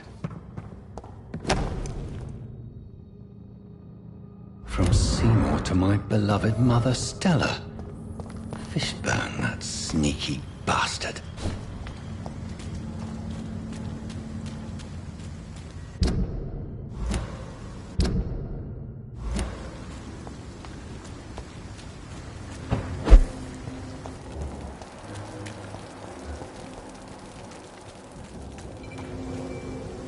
Hypocrites, all of them. Maggots.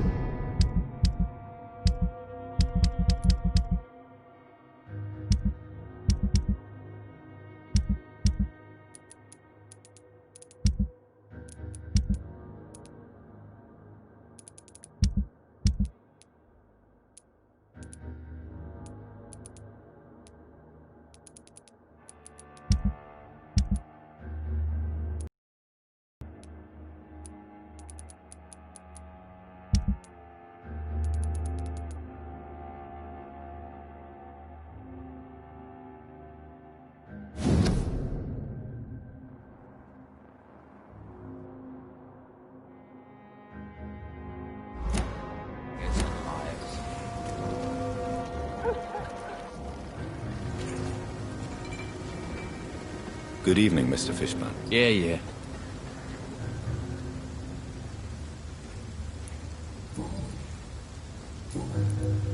I have retrieved the gift for your mother, sir. Great. Give it here then and take this for your trouble. I also found the corpses. The ones under which you left the necklace, Mr. Fishburne. Ah, so that's where I left it. I can be a bit stupid sometimes.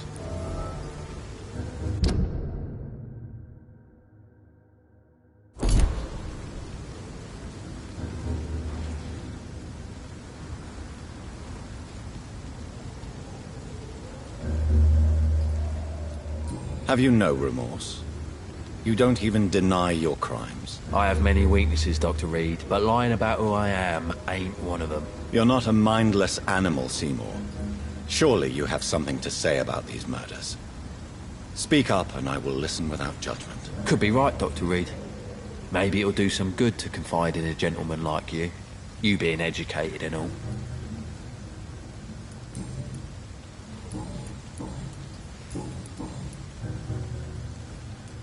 Tell me about your victims, Seymour. Who were they? Why them? Was there a link? Why should there be? They just kept getting on my nerves at the worst times, that's all. You feel nothing, do you? No empathy for your victims at all? You seem pretty calm yourself, don't you? We're not talking about me. That right? Well, our calm's the only thing we have in common then. How many? How many victims? It's not like I keep records. It happens when it happens. Did you take pleasure in killing them, Seymour? All those people, all those lives extinguished. I take no pleasure from it. Just gives me peace. Stills the anger. For a time.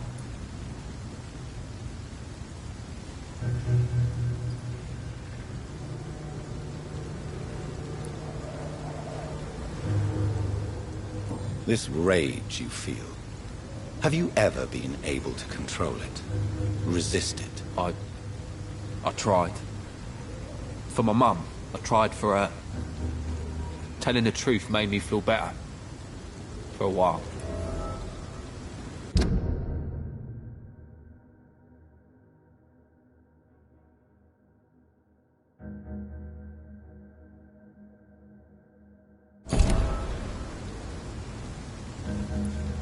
Don't you think you should seek help? Talk to someone you trust, someone who cares about you. No. And don't dare speak about me to your colleagues either. Keep your mouth shut tight. Especially about my mum. Why is your mother protecting you, Seymour? I'm her son. She's the only one who knows me. Sometimes I think she knows me better than I know myself. I understand you love her. But can't you see the awful situation you've put her in? Do you think my mum would have a better life if I were dead? She seems so sad to know me sometimes.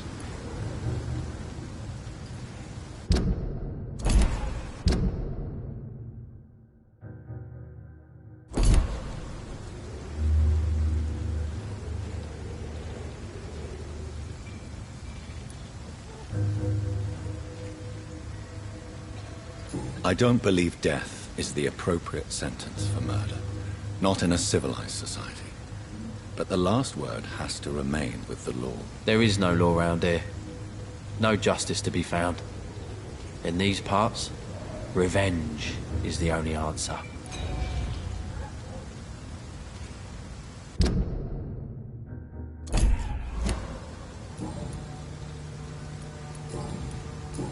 Goodbye, Miss.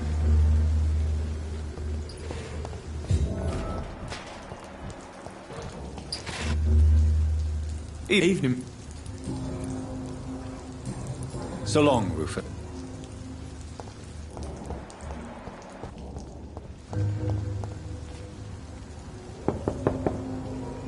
Good evening, madam. It's Dr. Reed again. May I come in? You best come back in the morning, Doctor. I'll leave you.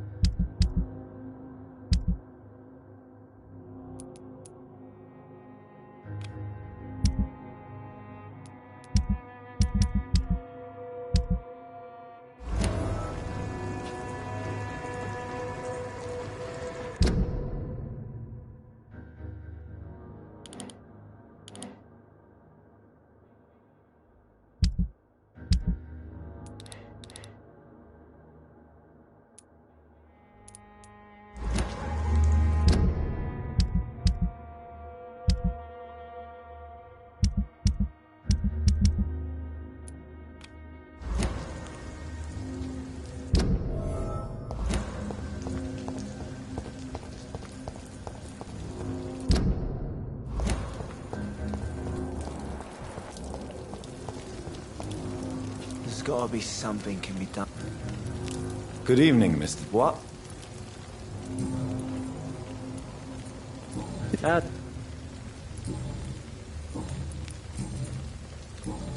Goodbye.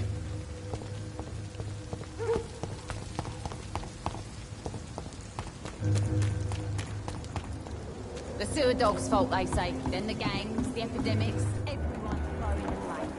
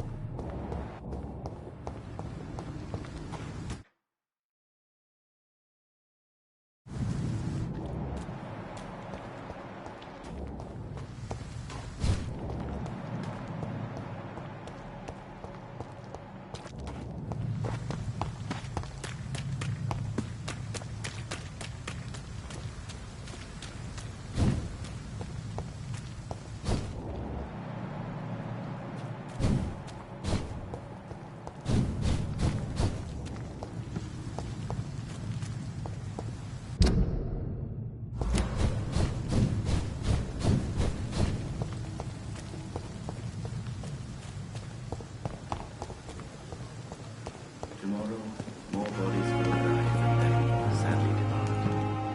I'm managing a train terminal, not a morgue.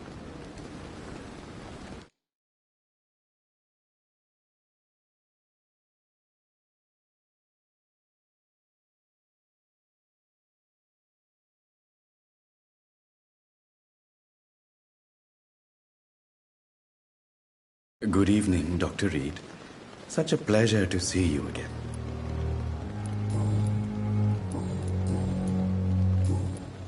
Please show me what you have to sell. Of course.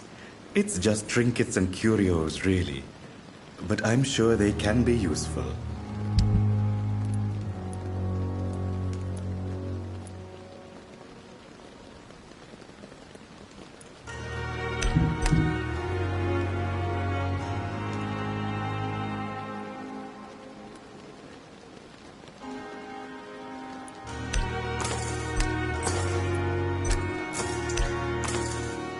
Never ceases to amaze me how you, the dead... It's locked. See, and lost at the same time.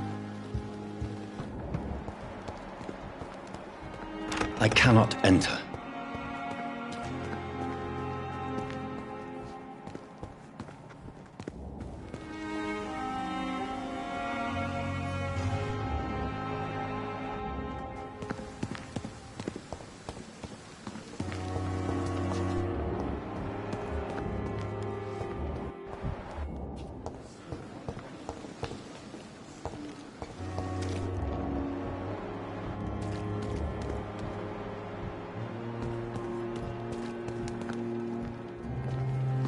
It's locked, all right. Amaze me how you, the dead...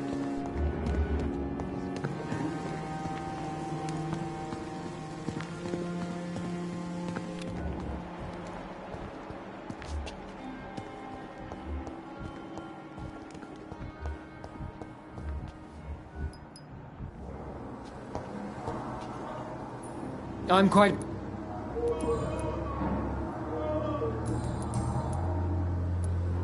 Tell me, Waverly, What do you think of Dr. Strickland's enthusiasm for his experimental research? Strickland is playing with his patients' lives for pride and glory. Now that, sir, is unethical. Are you thinking about something in particular? Harvey Fiddick needs delicate surgery. I believe we should stick to the usual procedure, but my young colleague obviously disagrees.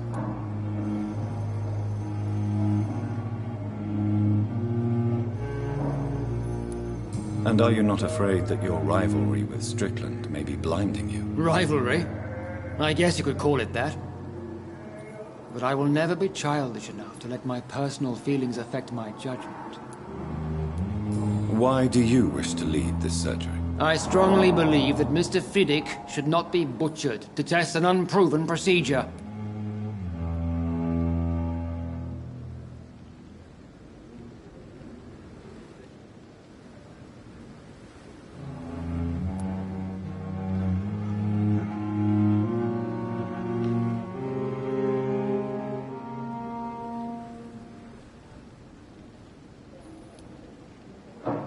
If you are going to lead this surgery, I'm trusting you to assume the consequences of your actions, whatever the result. I'm not the kind of man who runs away from his responsibilities, Dr. Reed. There is no need for you to be looking over my shoulder. Why, if you are... I'm not... It seems you have... We can... Thank you for your time.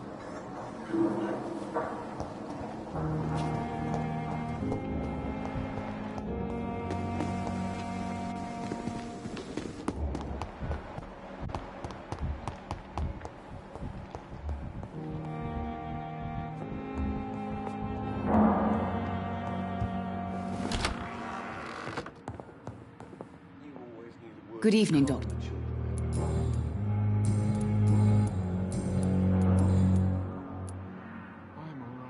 I've read your son's medical report, Beatrice. It's not the flu or anything life-threatening. What has you so worried? He was at death's door when he was brought here. I just want him to be better as soon as possible. He's not out of the woods yet, you know. He might need to stay here longer than expected. Take care of him then, Dr. Reed. People here only seem to focus on contagious patients. I worry my poor Mortimer will be neglected.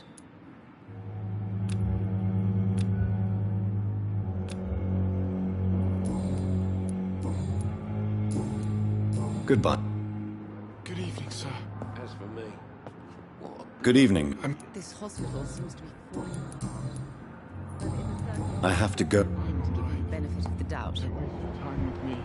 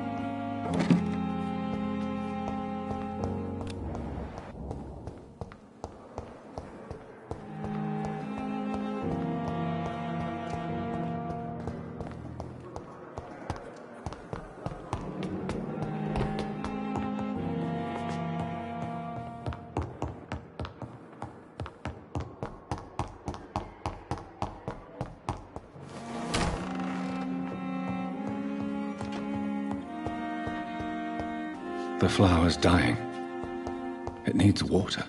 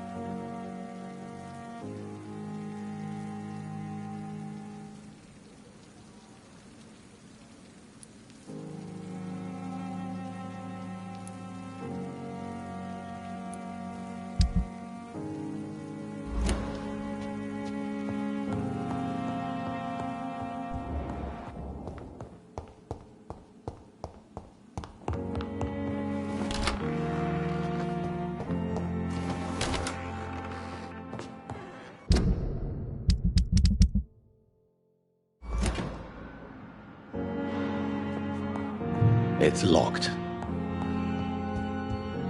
It's locked, all right.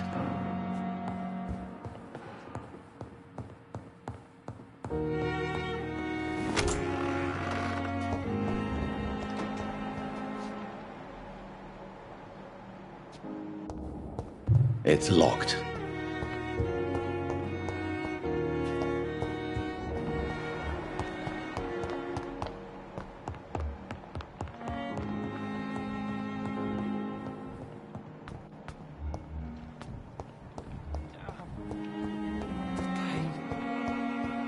Here again. Good evening, Mr. Goodbye.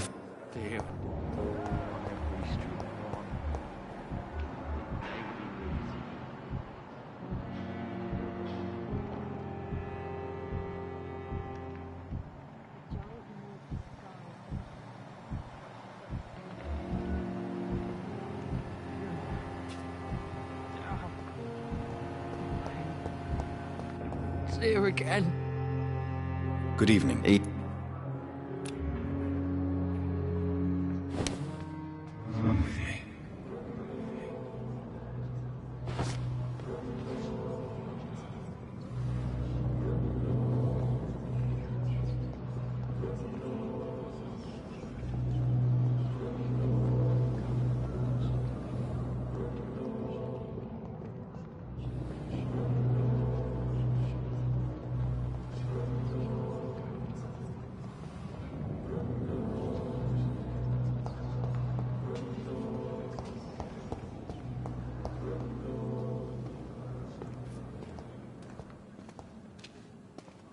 Good evening, Mr. Evening, Dr. Reed. Goodbye for now.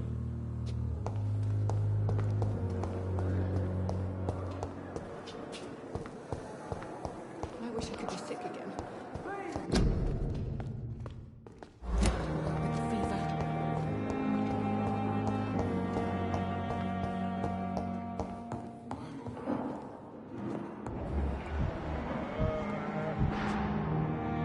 Good evening. And good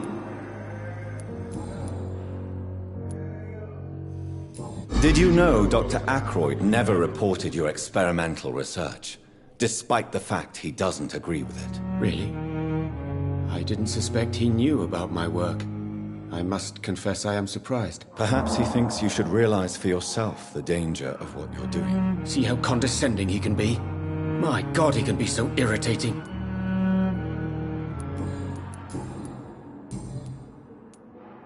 Goodbye, Dr. Strickland.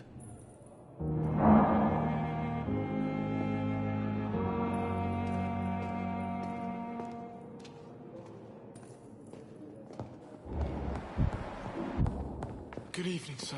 What can I do? And I get... What? Well, you... It's right. You get... It's right to us. You... Thank...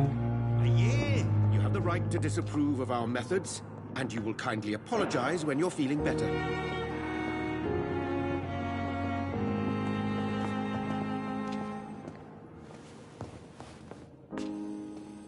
I will not. Good evening. Good evening.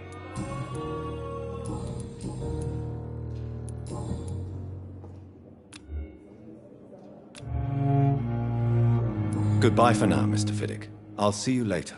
You always knew the words to calm me. As for me,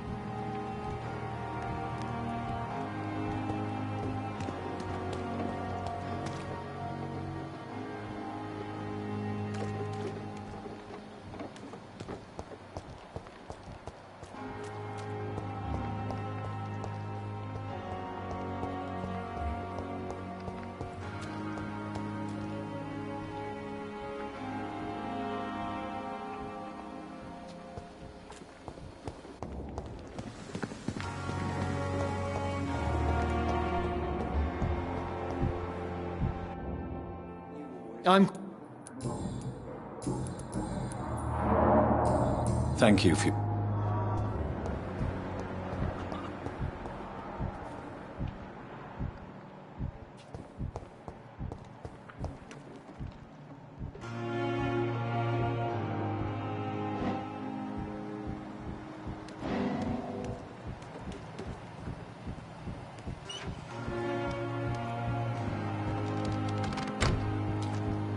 I'm sorry you ended up on my plain and cold medical bench, sir.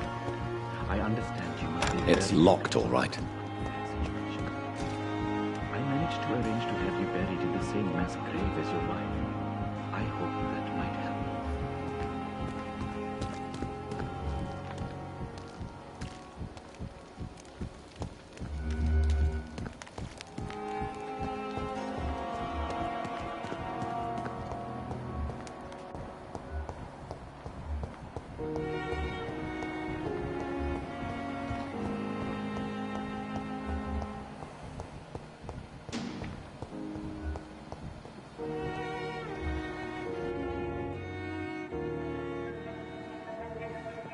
You don't mind if I search your pockets, do you, sir? You won't need any of these anyway. I'm not stealing from you, mister. I'm only redistributing your belongings to people who need them more than you. You see, no one has claimed your body, sir, so it would be such a shame to bury you with your valuables. I will not forget you, sir, and I thank you for your generous donation.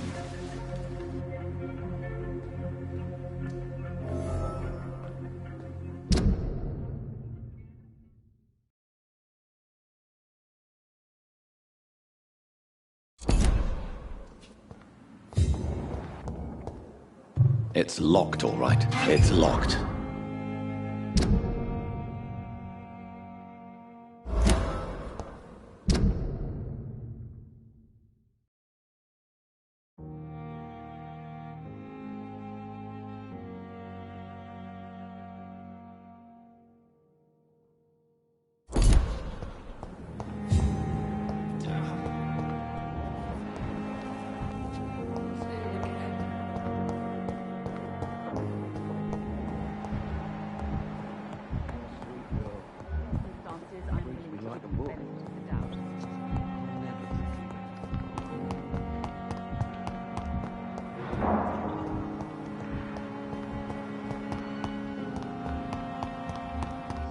Deaths. Good evening. Good evening, Doc. Pepper, are you sure you want to leave this hospital? To become a nurse was a little girl's dream. But in the end, I don't feel that useful. I want more. I want to make things change.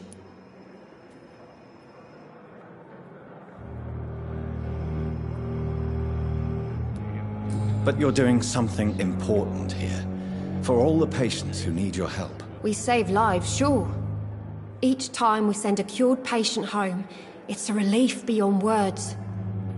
But since the epidemic, I feel so powerless.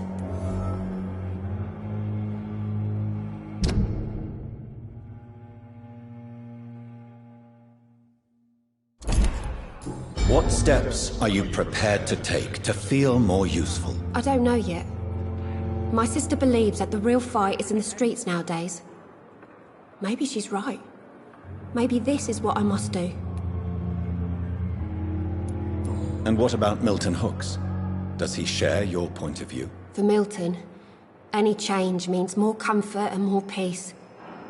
I disagree. If you feel that saving lives is not useful enough, perhaps it means that you've lost faith. On the contrary, my faith has never been stronger. Maybe we are all just too proud to face up to the fact that science cannot compete with God.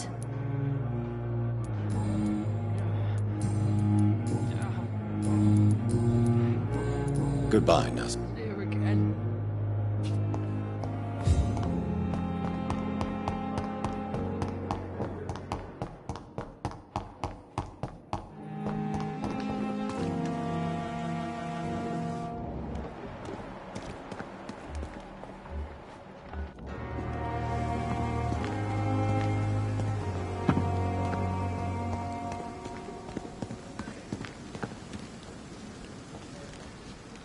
Good evening, Dr. Reed. Such a pleasure to see you again.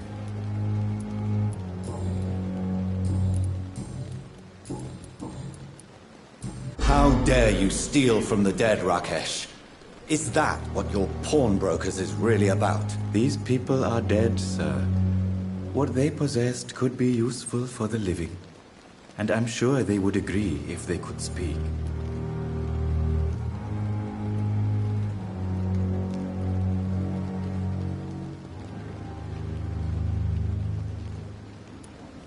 You should show respect for the dead. What about their loved ones who may treasure these items you sell? The bodies I watch over are the unwanted and undesired, sir. I would never deprive anyone of their family artifacts.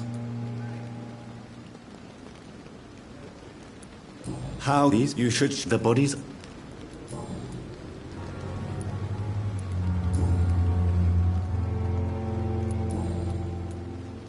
Goodbye. I cannot enter. It's locked, all right.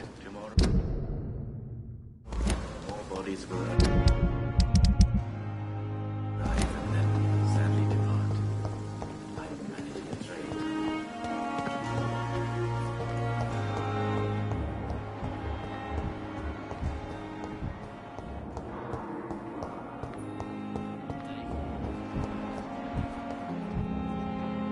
Good evening. Good evening.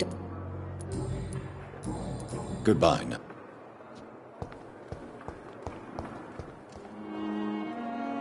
I'm quite... Thank you for your...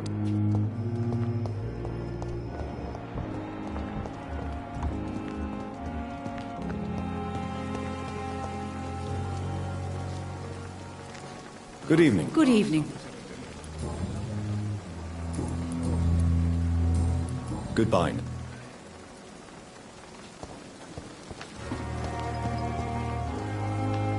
Good evening, Mill. Good evening, Doctor.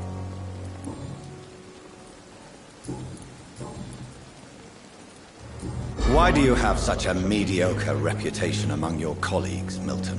Fuck them. Nobody knows the horrors I've seen since working here. This city was sick long before the epidemic, Dr. Reed. I know it's a difficult task, but correct me if I'm wrong. Is this not the job you are paid to do? I've seen babies left to die while their brothers were properly fed. Underage girls and boys sold to all manner of perverts. I'm sorry, I don't know what to say. Yeah, exactly. We lack words. So excuse me if I don't look on the bright side of life. Do you know that Nurse Hawkins is thinking of leaving the hospital? That's not a surprise. We've talked about it already. Does it not bother you? Sometimes I think she may be right. We should run away while we can. Question is, where can we go? Where is it safe?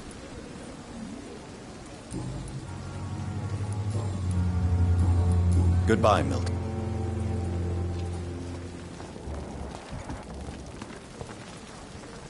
Good evening.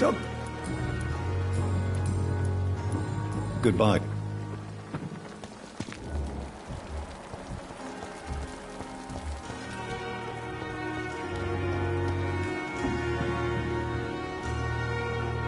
Good evening. Goodbye, nurse.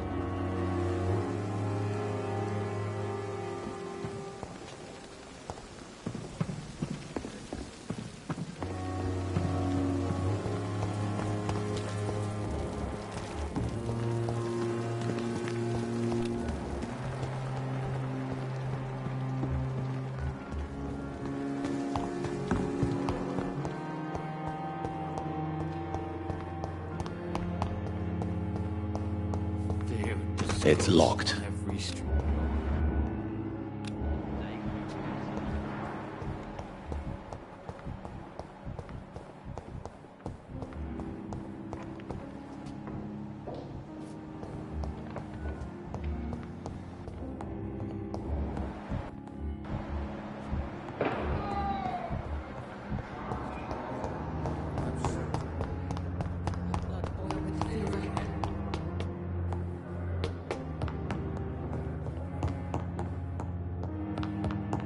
Not now.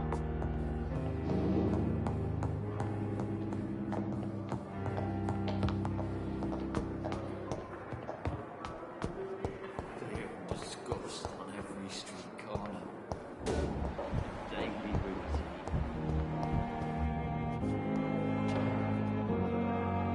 Good evening. I wonder what your last thoughts would be, sir. Damn. It's here again. This hospital seems to be falling apart. But in the circumstances... What can I do for you, Doctor?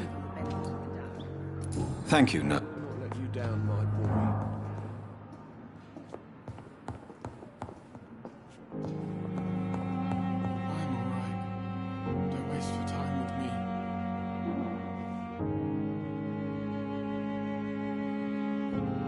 My sweet girl reads me like a book. I never could keep anything from her.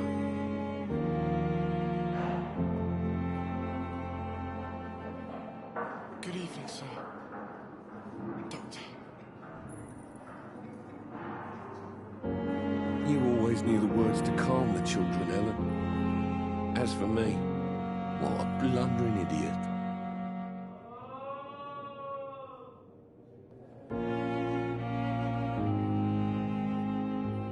I'm all right. Don't waste your time with me.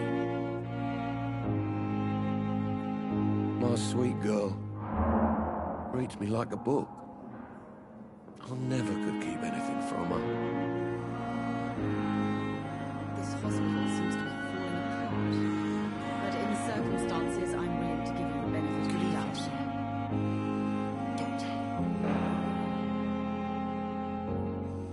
I will not let you down, my boy.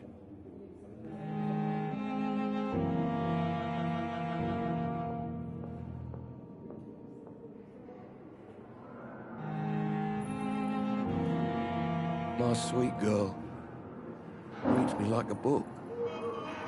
I never could keep anything from her.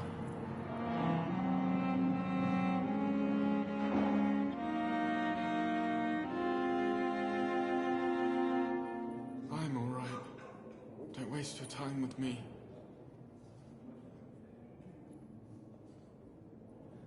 You always knew the words to calm the children, Ellen. As for me, what a blundering idiot.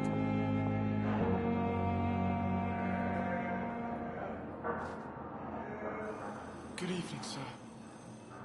Doctor.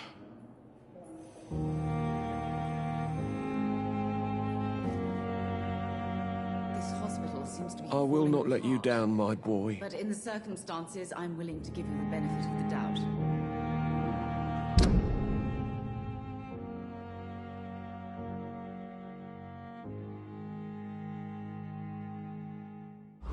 I'm all right. Don't waste your time with me. Come now, we can handle this.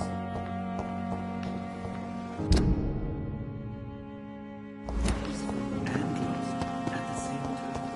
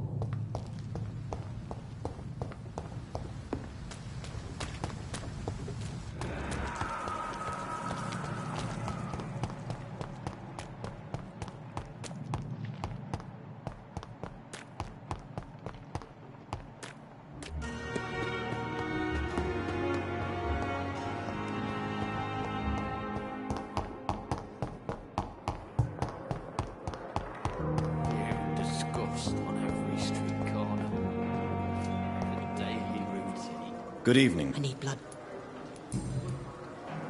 Tell me, Thelma, what do you really know about vampires? I saw one and he saw me. I watched him hunt and kill. I saw his terrible wounds heal as his victim died.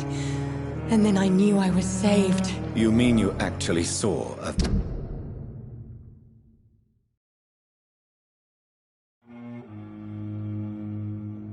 vampire? Here in London? Yes, and it has been the answer to my pain. I must drink and kill to regenerate my decaying body. I am a vampire too.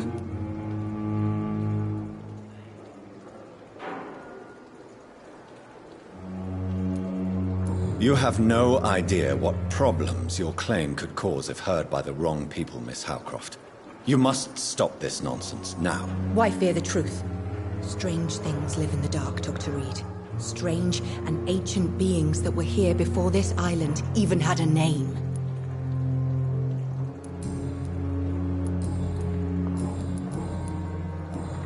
I'll leave you.